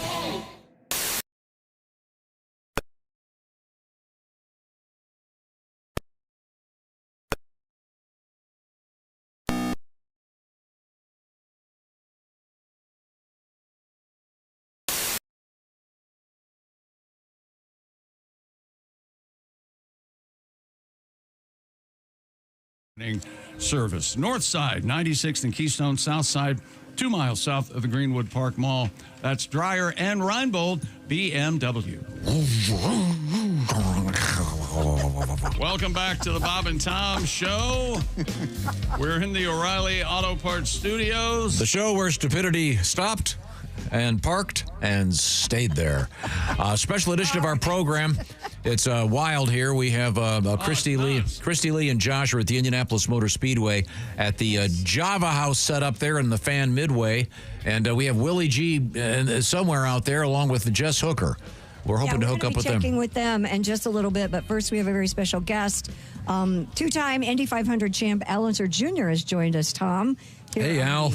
Dais, hey, if you will. Thank you. Yeah, and you were bragging about the Wienermobile Challenge earlier.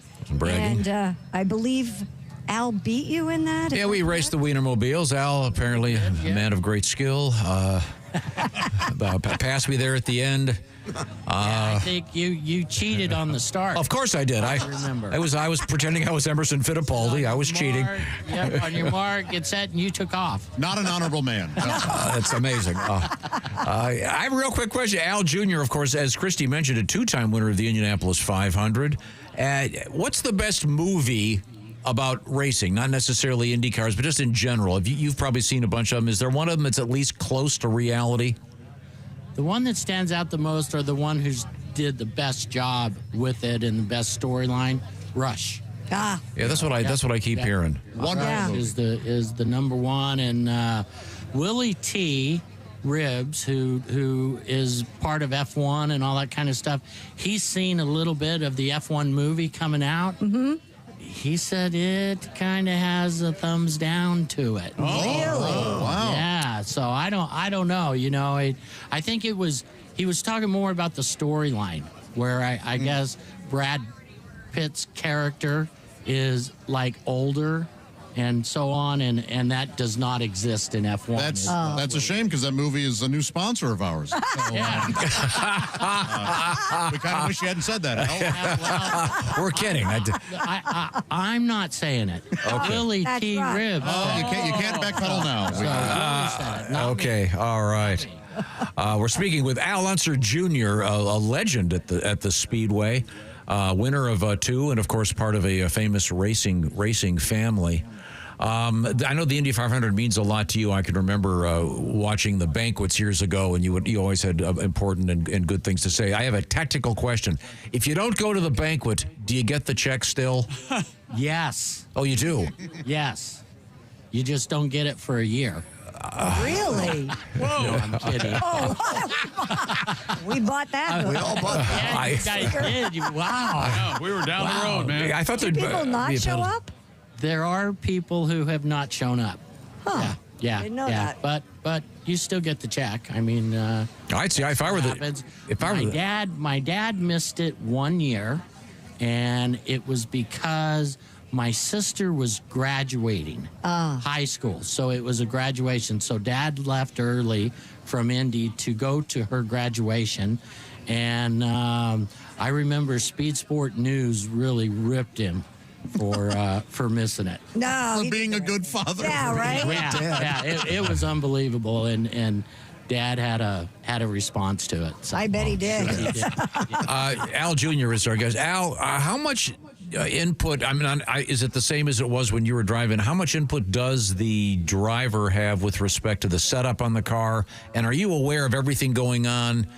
We had an issue this week with the Penske cars. Were those guys aware of what was happening with that particular part that they're accused of modifying? I don't believe so. My own opinion, I don't believe so. That was one of the smallest details that only the team knew about and that sort of thing. And talking with Mario Andretti, we were co-marshals, grand marshals out at Long Beach this year, and Mario, he's in it. I'm not in it. I'm not with the teams or anything like that. I'm not in it these days, where Mario is with his team, and he is saying that the drivers, they don't come in and talk about feel. They come in and they talk about where's the center of pressure on the car, and it just instantly goes to the engineer setting up the car and not the driver. And I guess he was telling me that because when we were younger, okay, when there was not a computer in the car, the driver dictated everything. The driver made all the decisions, you know, I need softer front springs or what have you, because, you know, it was a chief mechanic, and the chief mechanic listened to what the driver was feeling and what his opinion was, where today they totally go off of the computer because there's so much data on the car that they get that they decide if they're going to work on the front end or the rear end of the car. The engineer does, not the driver. The driver doesn't decide any of that stuff. So Mario is saying it was driving him crazy, okay, because these younger drivers, or these drivers these days, they just don't feel. That's what he was saying. They don't feel, and they just totally go off of the computer. Computers aren't always right, though. I know. Yeah. I know. That's what I was agreeing with Mario, you know, that you still have to have that feel in your butt that's going to tell you if you can go fast or not. You know? What's the fastest you ever went at the track, Al? 94. We had the Not 94 miles an hour. Let him finish. 1994. Hell, I went 94 down Fall Creek. I'm saying, what kind of... Well, I stepped into that one. Yeah. Yeah, okay. 245 down the straightaway. Jeez. Man. Well, I didn't do that. Now, and what are they doing now? Right at 239, 238, 239. And you were going, but you didn't have a computer going, psst, slow down. No. It was the I bet feel. you felt it in your butt, didn't you? We did. We felt it in our butt. However, we did have data on the car in 94. Really, it was like 86 or 88, somewhere in that area, that the data came into IndyCar racing, and they started with really what the driver was doing, the throttle, the brake, what gear are you in, what's the steering angle, and then they went further with ride heights and shocks. So you couldn't lie anymore. You could not lie. Yeah. Mm-hmm. It really upset my dad. It really upset my dad. He told the engineer I'm flat, and the engineer looked at him and goes, "No, you're not. Don't tell me I'm not flat." Well, this is very unusual. We have Al Jr. doing Al Sr. Were you ever? You have to be, obviously. You got to have total focus. You're going 240 plus miles an hour. Did you have any kind of pre-race ritual to get yourself focused, or you just did it so often you just slip into gear in your head? A pair of underwear. That's a good one. There you go. That's it. Yeah. Because you knew it was going to get dirty. There you go, Tom. That's what you wanted to hear, wasn't it, Pretty much Tom? what you wanted, right? Today you could go on OnlyFans, auction that off. Yep. Al, I have a question about vehicles. Whenever I get my oil changed, they always show me a dirty air filter, and they're trying to get me to change it. Is that necessary? It is definitely necessary. All right. Yep. Especially if you plan on going in the dirt. Yeah.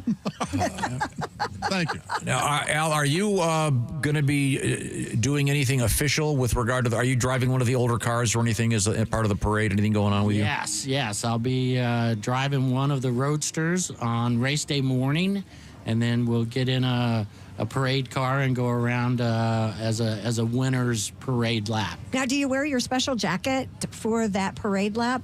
No.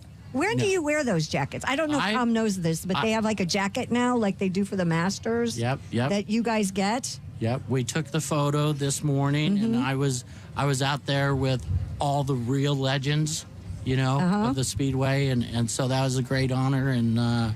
And yeah, I do it with special functions, like, okay, the jacket has to remain on the property. Okay. They have a GPS device in the jacket so that they know exactly where it is at all times. Man. Okay.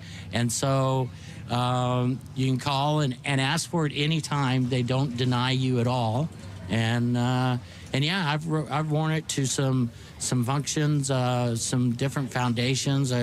Grateful Rescue was one that we wore it at during the summer, and then I wore it at last night's Hall of Fame, where they inducted Alio into the Hall of Fame, and then this morning. That's great. What does it look like, Christy?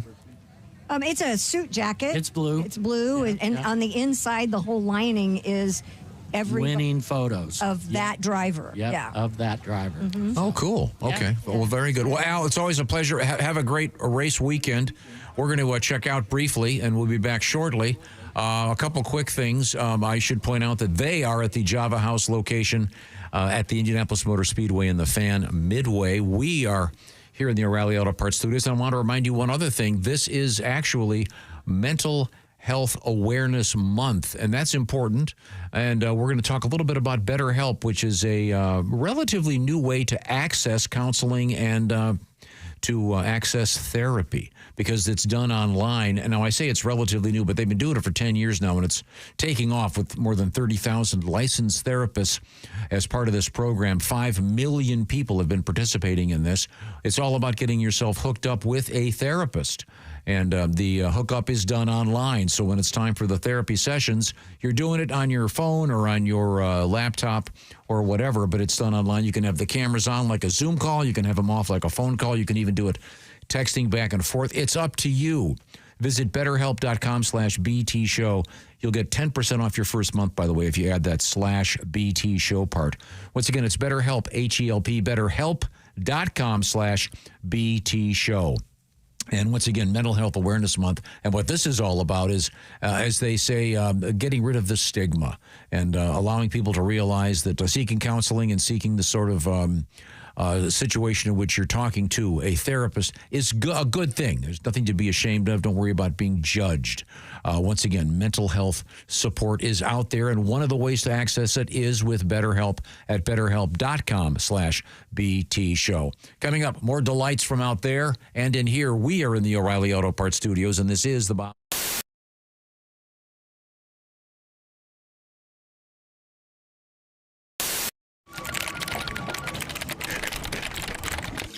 Alex and Christian are both great competitors.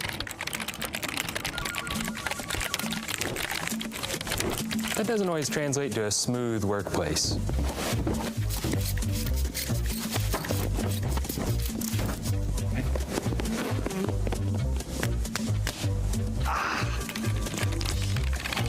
Hydrate, hydrate. Boom. Productivity around here? Not smooth. Excuse me 1 second, guys. That's it. One of you get me a coffee.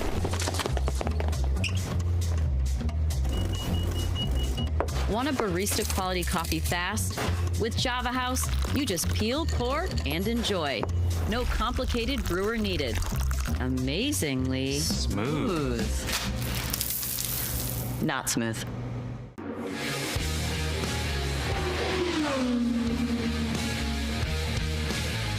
Well, Dan Weldon was the Lionheart was the 2005 and 2011 Indy 500 winner, and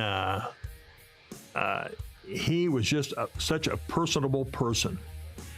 And one of my favorite moments was after the 2005 500. In 2006, we come back, and I remember interviewing him and him talking about the effect of going back to his hometown in Emberton, England, and the reaction that he got being the Indy 500 champion, and how much that meant to him. I could tell when Juan Pablo Montoya, I don't mean to any disrespect, but when he won the race in 2000, I don't think he realized what he had done. It didn't mean that big a deal to him. And when he won in 15, I think it did. But in 2000, I don't think it meant that much to him.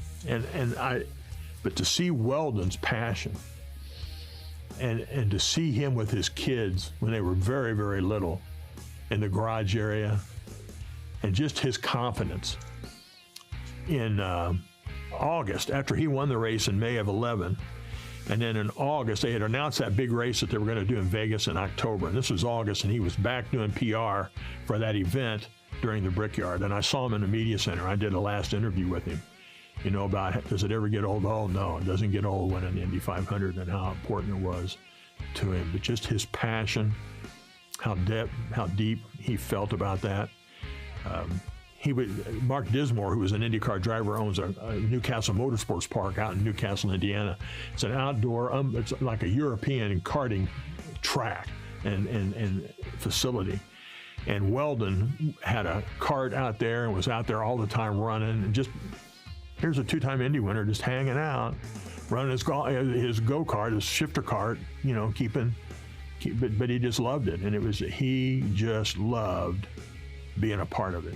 And, you know, when you see this stuff of him pouring the milk on himself and laying on the bricks, and his passion just shone through, and his love and his realization of what that place meant, and just carrying that mantle as an Indy 500 champion everywhere he went.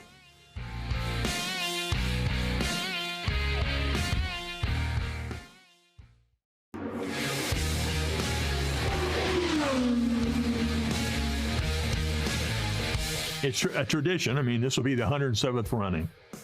It's the biggest race in the world. It's the largest one-day sporting event in the world. With the largest crowd. I mean, they don't release figures, but it's over 300, probably closer to 350. Probably at one point it was over 400,000 when they let a lot more people in the infield. But nevertheless, it's easily over 300,000 people one day. It's just an event. It happens on Memorial Day. It's to help celebrate our veterans and our freedom and to commemorate that. The listening to it, you can listen to it on the radio, which is fabulous. You can watch it on television, which really does. You know, television really doesn't do any event, especially Indianapolis Motor Speedway and the Indy 500, 2.5 miles. It can't do it justice. It does the best it can, but being there for those pre-race ceremonies, you just can't describe it. I know I've so many people that have gone for the first time, and it's like, wow. You know, I've watched it on the radio. I've watched it for years. I've listened to it on the radio for years.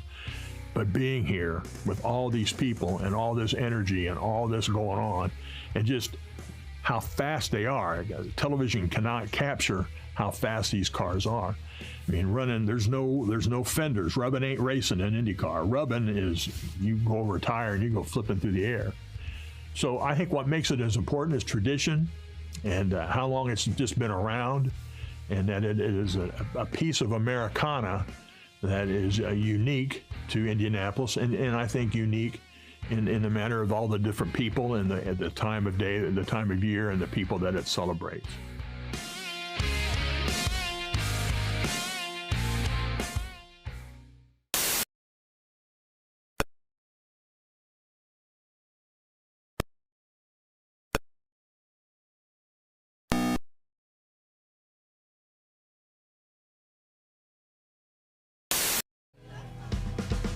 Hey, welcome back to the Bob and Tom Show. We're in the O'Reilly Auto Parts Studios, and on location, we have Josh and Christy and Willie Griswold and Jess Hooker there at the Indianapolis Motor Speedway. All right. Now, we've got Josh and Christy are at our Java House location, but it would appear that Willie, I can see Willie there, and Jess, where are you guys? Hey guys, we're at the Pagoda right now at IMS. We found our friends Brian and Lori. They're lifelong Hoosiers from the West Side. Hey, and you guys have a story to share. I have a story. When I was a kid, about 12, 13 years old, my dad used to work for the Associated Press, and we would come in and spend the night before the race inside the track. So we'd be up in the morning at 5 a.m., having breakfast when they fire the cannon off at 6 a.m. for everyone for the rush to come in. And so that's just a memory from my childhood. And back then the snake pit was in turn one, and it was a completely different snake pit than it is now. I've seen the pictures. The snake pit used to look like a refugee camp. It did, It was yes. brutal. Yes. With nudity. That is pretty Yes, accurate. a lot of nudity Yes. and pools in the back of trucks. Yes. Yeah, there are some. Probably shouldn't be seen.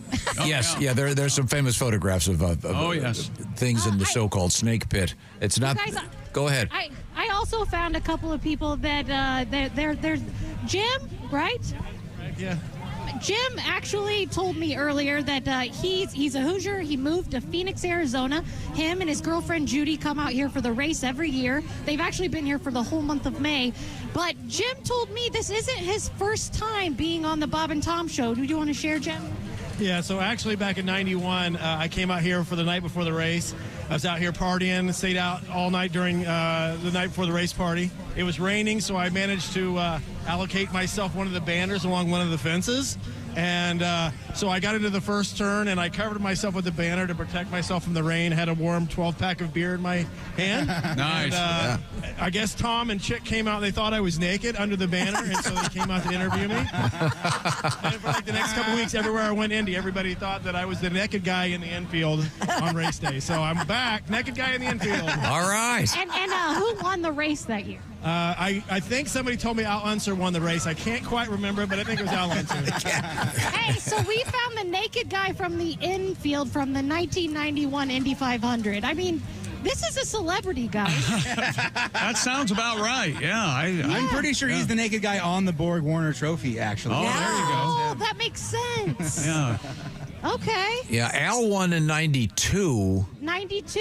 Okay, well, in 91, I think, was Rick Mears, I think, won in 91. Oh, really? Okay, well, in all fairness, this is the naked guy with the warm six-pack from 91. I don't know if he can be a trusted resource. Okay? That works for me. That works great. Now, we'll look forward to hearing from you guys on race day, by the way. We're going to be doing a special streaming version of our show Sunday morning. It'll be out there also on YouTube. Yeah, so we'll look forward to that. We'll be reporting live from the track. I think we're going to wander over to the snake pit, so that should be fun. Maybe you'll find the new, younger naked guy. Oh, I could find the new, younger naked guy. And you guys know I'm always curious about the ladies when we do these events. Oh, yeah. So, yeah, There you go. if I'm going to look for a pack of Subarus in the infield on Sunday, okay? Oh, okay. Pack of Subaru. Good to know. Well, thank you. Now, we're going to cut back and go back over to our Java House location. Christy, I've got a request for a news story. Patty G has a buddy with him. This is. Did you see the story about the stinky animals? There's a little bit of science research I did yesterday. It's kind of fascinating. Now, when it comes to animals that really smell bad, we know that bears have a terrible smell. There are so many animals that just stink. Just awful. Man leading the pack, I think. I don't know. No. Man be smelling great, especially with deodorant. But the stinkiest of animals, probably the skunk, I guess, the ones that we encounter. Yeah, that would make sense, right? And bears can smell just awful in the wild. They say that you can smell them when they get even close. But I found something else in the animal kingdom that really stinks.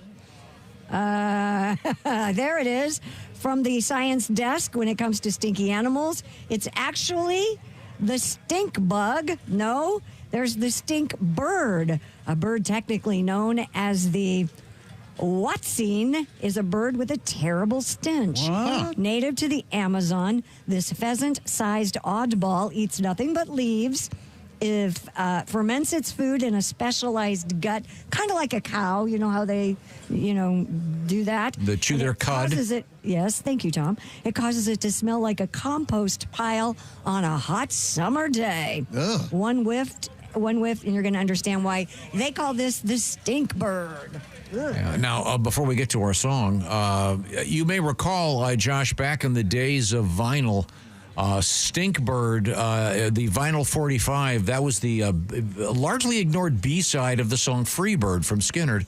Oh, I see. Yeah, it just didn't take off. They thought it would be a kind of a companion piece. Yeah. But we do have a guest in the studio. Would you like to introduce yourself? Frank here, Frank Sinatra. How's everybody doing? Frank, it's great to see you. Chairman. You guys know I'm an expert on birds. I had birds in my day. Yep. And I had one of these stink birds. It was a Yes, you had a stink bird? Oh, right. Yeah, I had one of them. So let me sing a little song about my birds here. Okay. Just bring that piano up there. There you go.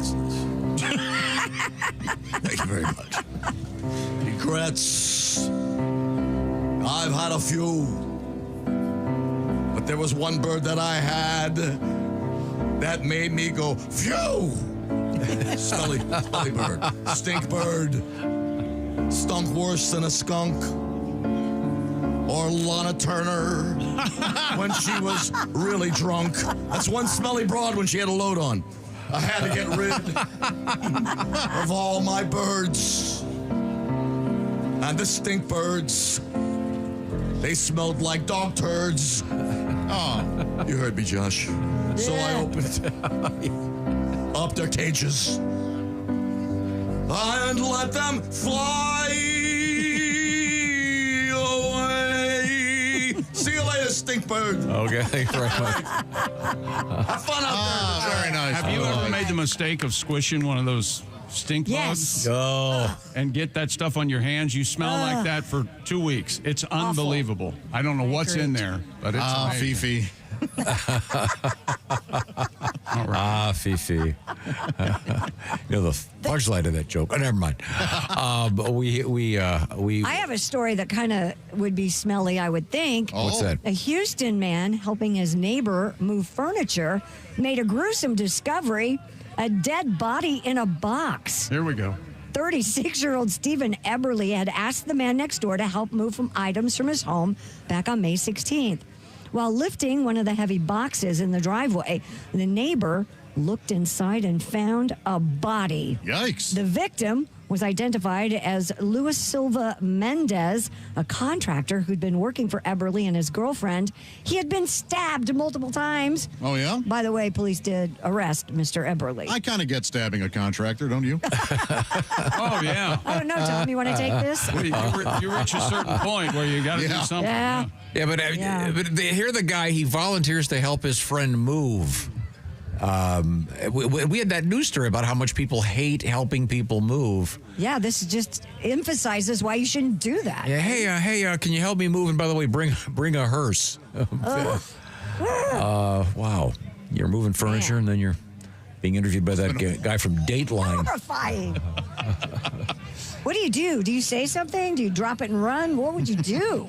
I think you drop it and run. Yeah. Now, would you rather have to help the guy move the body or one of those heavy sleeper sofas? I'm going body. Yeah. Body. Yeah. That body's not going to be more than about 250. I'm asking this as a real question. This is a real question. Okay. Would you help someone move a body, Tom? Depends who it is. Really? You would, though. You have friends that you'd go, yeah, I'll help him. Are we going to bury it? We're going to get rid of it. Do I get to pick who the victim is? No. Oh, okay. No, the victim's already been established. Yeah, the victim's always... Then this is a nuanced path we're going down, if you will. I don't know. How about you, Josh?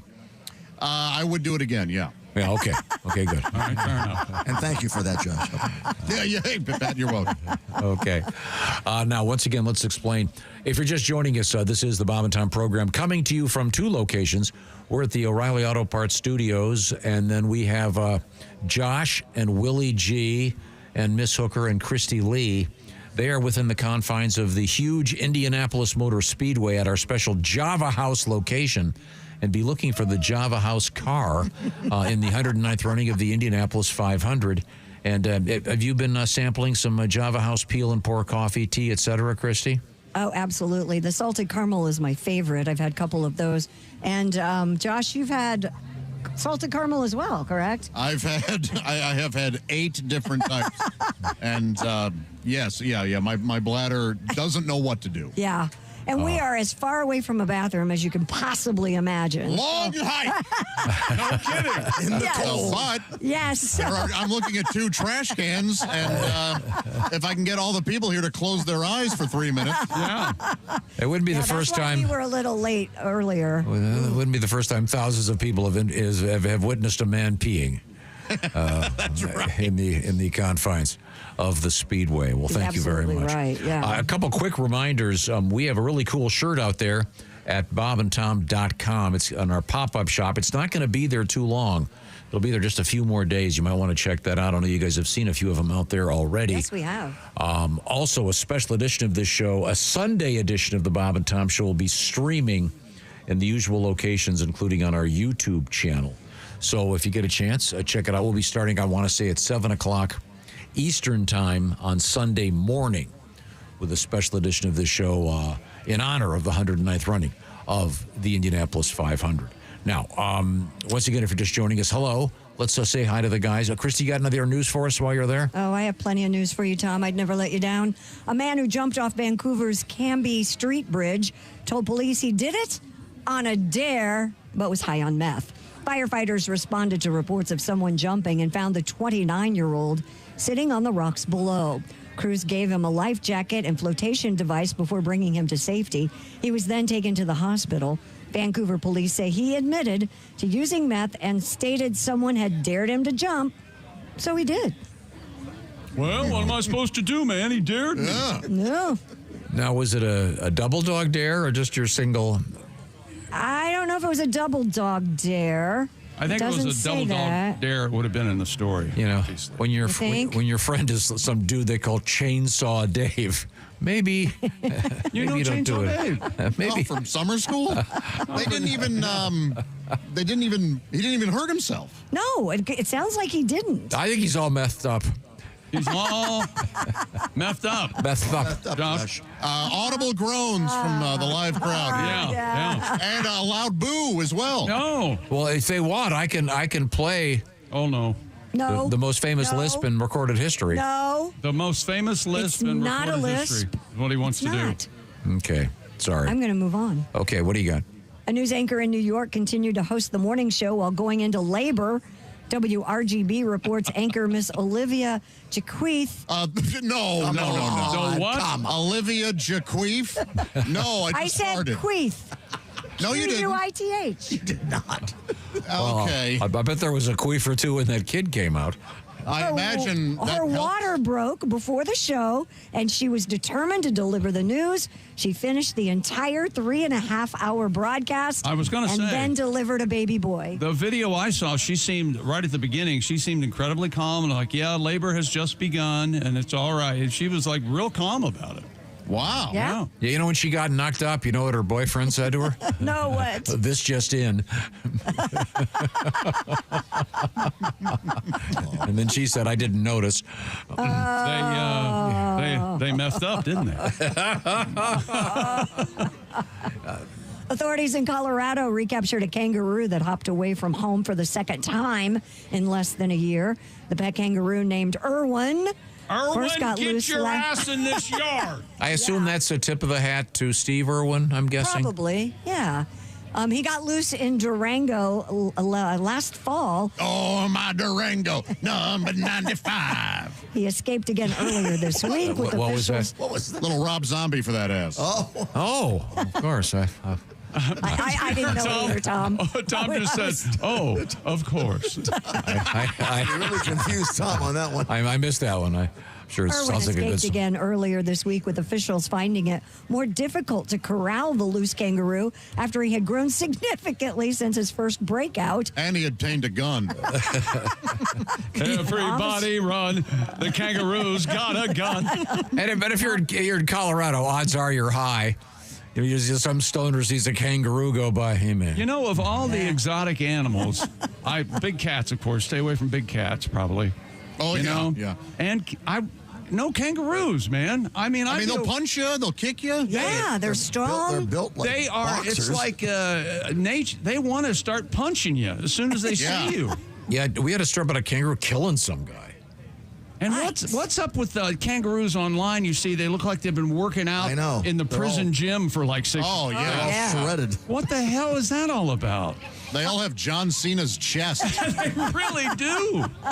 By the way, Irwin was returned safely home, so he's But he doesn't back. want to be there. He doesn't want to be there. That's why he keeps breaking out, right? Yes. You gotta tie that kangaroo down, mate. Sport. No. And by the way, don't research that song. No, don't go look It too gets much. No, you don't want So it's a runaway kangaroo. They're going to make a movie about him, Josh. to. They are. What's that movie going to be called? Homeward Bounce. All right. I'll allow What it. did the audience do there? Homeward They're all Bounce. walking away. You see, it's based on Homeward Bound. You losers. You losers. Now, Josh, let's just say you had a pet kangaroo. Yes. What would you put in the pouch, just for laughs? Your friends come over, you call them over. Hey, Erwin, come over here. A Zippo lighter. So anybody who pulls out a cigarette, he would be ready. Oh, if you could train a kangaroo to smoke a cigarette or light up one of those Swisher Sweets or something like that, Or light your guests' that'd be cigarettes. really, That would be something. That'd be really cool. But the kangaroos are very aggressive, I understand. And Not all kangaroos. well, this one you said you said he's changed since he got older. Yeah, well, he got a lot bigger. Yeah. Well, he's in. They grow. I understand he's in Colorado. He got a little bolder. Oh. Oh, they're blowing out there again, Tom. Boo. Okay, thank you very much. Thank you very much, he said to boo. There we go. There you go. All right, thank you very much. Oh, my gosh. By the way, a guy named Peter Eads fatally attacked by a kangaroo in 2022. Beaten to death, knocked out in the third round. They all won a box, I'm telling you. Yeah. So be careful out there. Now, have you ever seen a kangaroo box? You've seen him wrestle, right? No, yeah, something like that.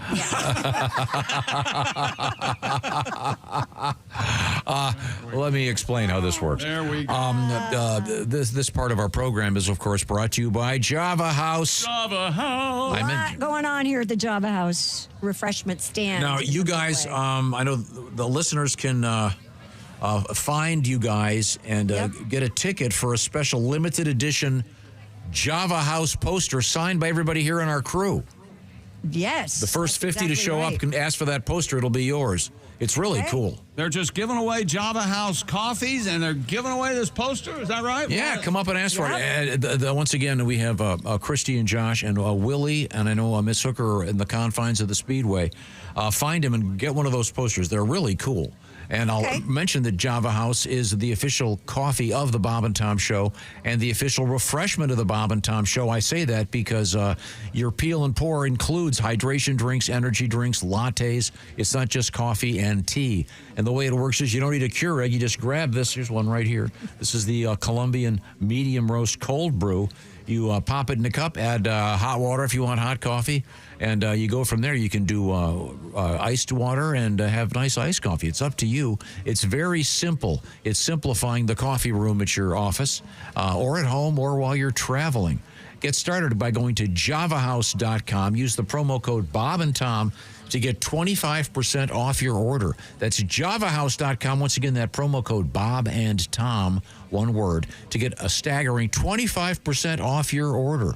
And by the way, right now we have a special thing from Java House, a chance to win an exclusive Ed Carpenter Racing jacket and just a whole bunch of Java House pods, enough to last you a year. Just a link to bobandtom.com/contest to find out about winning that jacket. And once again, the posters right now, if you happen to be at the Indianapolis Motor Speedway, where you will find our Java House crew. We are in the O'Reilly Auto Parts Studios, and this is the Bob and Tom Show.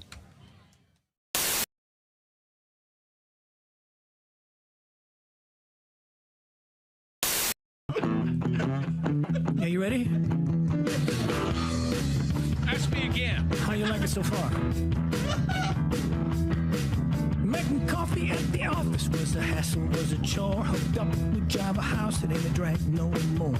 Don't need no percolator, no clunky pie machine. Don't need no coffee filter and grinding coffee beans. A quick peel and pour, got my coffee, got my tea. The thing about Java House that I can guarantee, it's amazingly smooth. Java House, it's amazingly smooth. Java House, and my tea, my latte too. It's amazingly smooth, Java House. It's time to break up with your brewer. Get rid of that nasty, dirty brewer and get started at javahouse.com. Just use promo code Bob and Tom to get 25% off your order. That's javahouse.com, promo code Bob and Tom, all one word, to get 25% off your online order. Thanks, Paul. Right now, Java House is giving you a chance to win an exclusive Java House ECR Racer jacket and Java House pods for a year. Check out the link at bobandtom.com/contest. 1, 2, 3, got my coffee and my tea, my latte too. It's amazingly smooth. Java House. Yeah. All right. Java House. It's the official coffee, the official beverages of the Bob and Tom Show. Thank you very much, Java House. And I'll remind you to use that promo code Bob and Tom.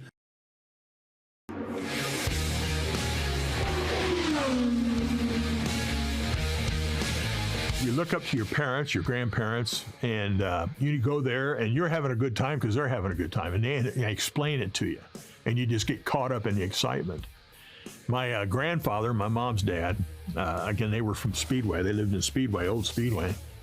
And after he retired from Powerfax Gas, he would work as a safety patrolman there then. And so me growing up there by the track, it being a part of my life, my whole life, that really got me connected in and just hanging out with Grandpa and him getting me seats and stuff like that all the time. But it's just, it's like any time. It's like listening to the radio network. Kids are probably doing that now because their grandparents, mom and dad always did it when they were cooking out. And you take them to the track and you get them there and they're just amazed by, oh my gosh. I mean, I'll never forget. My dad, again, I grew up at 30th and Georgetown right there by the track. And in March of 1963, I was 8 years old. And I knew I had driven by the track, but I'd never been in it. And one day, Dad come home from work, and he said, they're tire testing. You want to go see it? And I go, yeah. So he puts me in the car. We go down Georgetown Road. We pull into that's when the museum was there at the first turn. It didn't get moved into the infield till 1977. And we park right there, and we walk in the main gate. It was free. And I'll never forget walking up the steps in the Grandstand D and walking in and looking and seeing. I can still see in my mind what I saw in March of 1963, my first look at the infield. Holy moly. Look, this is huge. And all of a sudden, there went Eddie Sachs in a red and white front engine roadster. And like, oh my gosh, are you kidding me?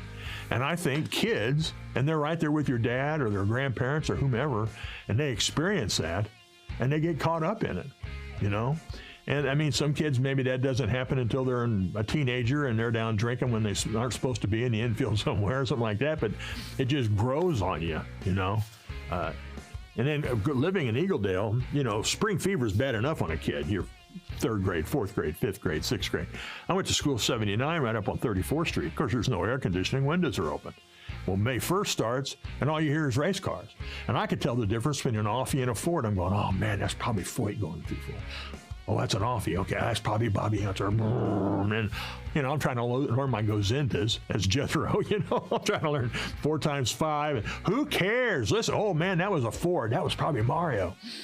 Man, it's just killing me, sitting in there,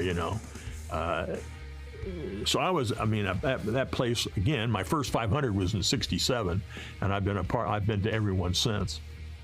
But I think just going there with your parents and sharing that experience with them and that bond, and just the spectacle that is what goes on there race day, gets you hooked.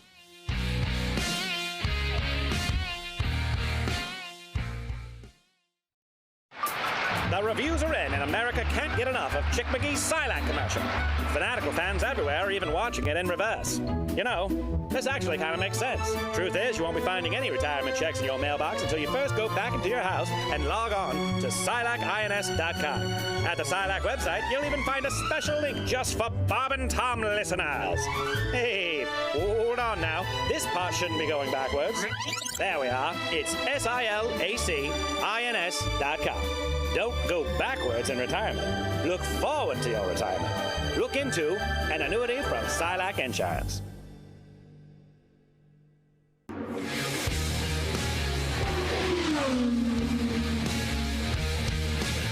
The Indianapolis Motor Speedway has grown. I mean, it was built in 1909. The very first event there was a balloon race where they were charging 25 cents to get in. Then they had some motorcycle race and different car races. Well, they eventually, the surface of the track was crushed stone and tar. And it would develop horrible chuck holes as events went on. And so finally they decided, okay, let's do this right. So they got 3,200,000 bricks and they paved the entire track. And that's where the name the Brickyard comes from.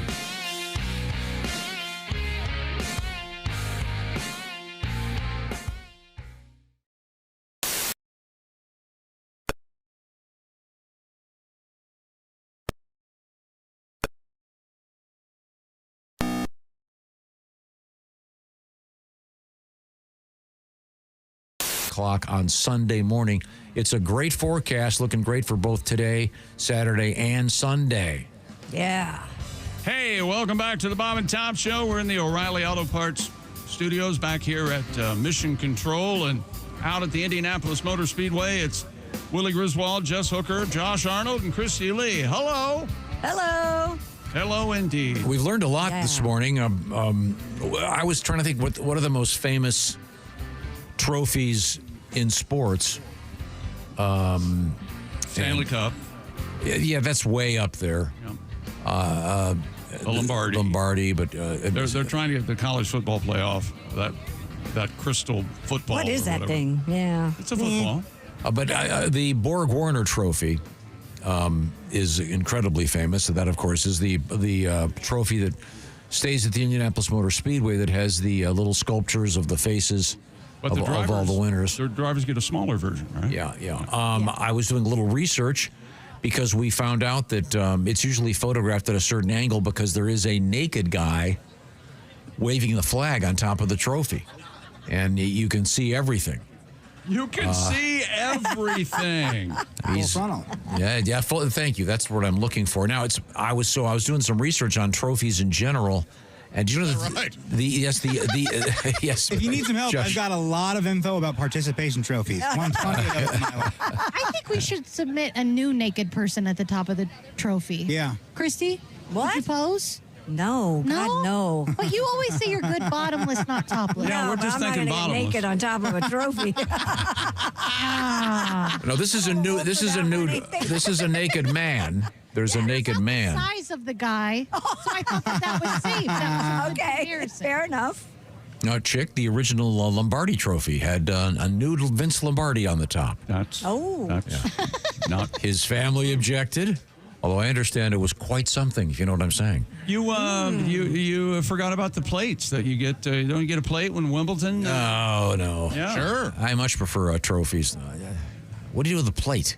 Put some food on it. You hang it on the wall. Yeah. Hey, you got some charcuterie. Would you like something? Oh, by the way, this is the... Why not? A little rabbit sausage? What's the problem? I mean, it's America's cup, not America's plate. Don't we have a Bob and Tom award, the Tommy?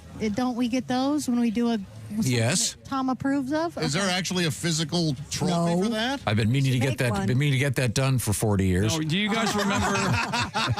You might be PJ's still working on the design. There was an award called the Fickle Finger of Fate. Do you remember this? Oh, I remember that. It was a hand that was on a base, and the index finger just went around like a whoopee, like whee. But Tom's award was like that, but it was the middle finger. No. I could do one. It could be some kind of a microphone or something, like a crystal piece.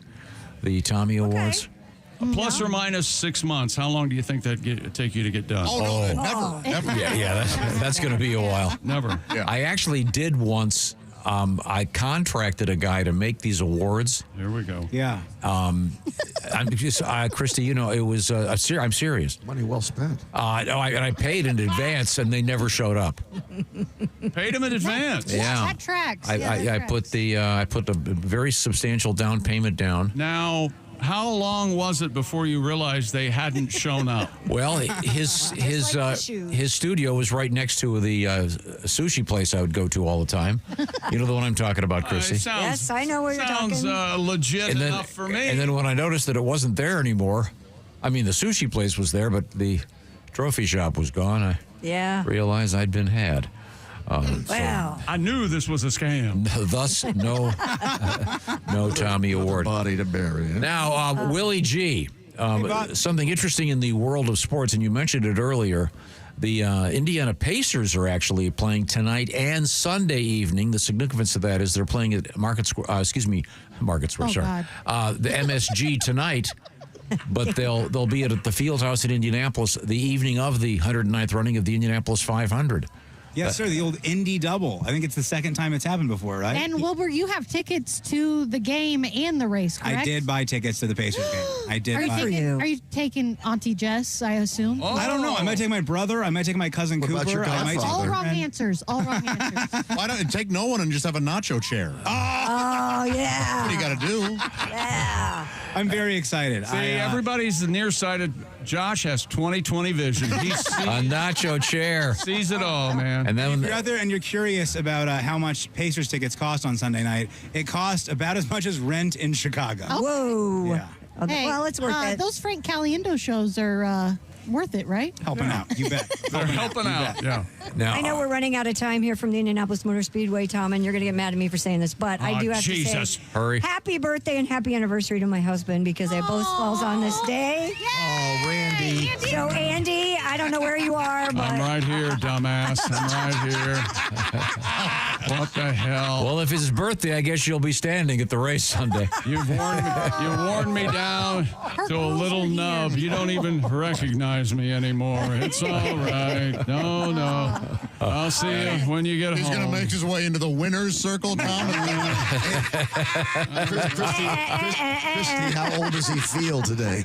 how old does he feel? About 108. 25. All right. Well, thanks again to Java House. Don't forget to ask Miss Hooker about those limited edition posters. I understand we still have a few at the Java House Yes, location. Keep bothering her about it, please. Well, I didn't mention it until 10 minutes ago, so... I know, that helps. I got red tickets. Come and get a red ticket for me, and you can hang out for the signing after the show. Okay. Very cool. Very cool. And thanks again to Java House. Having a great time. And again, we're going to be broadcasting a special edition of the show Sunday morning from the Speedway and from our studios here. So we'll be kind of all over the place on Sunday. It'll be streaming on YouTube and at our usual streaming locations. So that'll begin at 7 o'clock in the morning on Sunday. Thanks, everybody, for hanging out with us. We are in the O'Reilly Auto Parts Studios, and this is the Bob and Tom Show.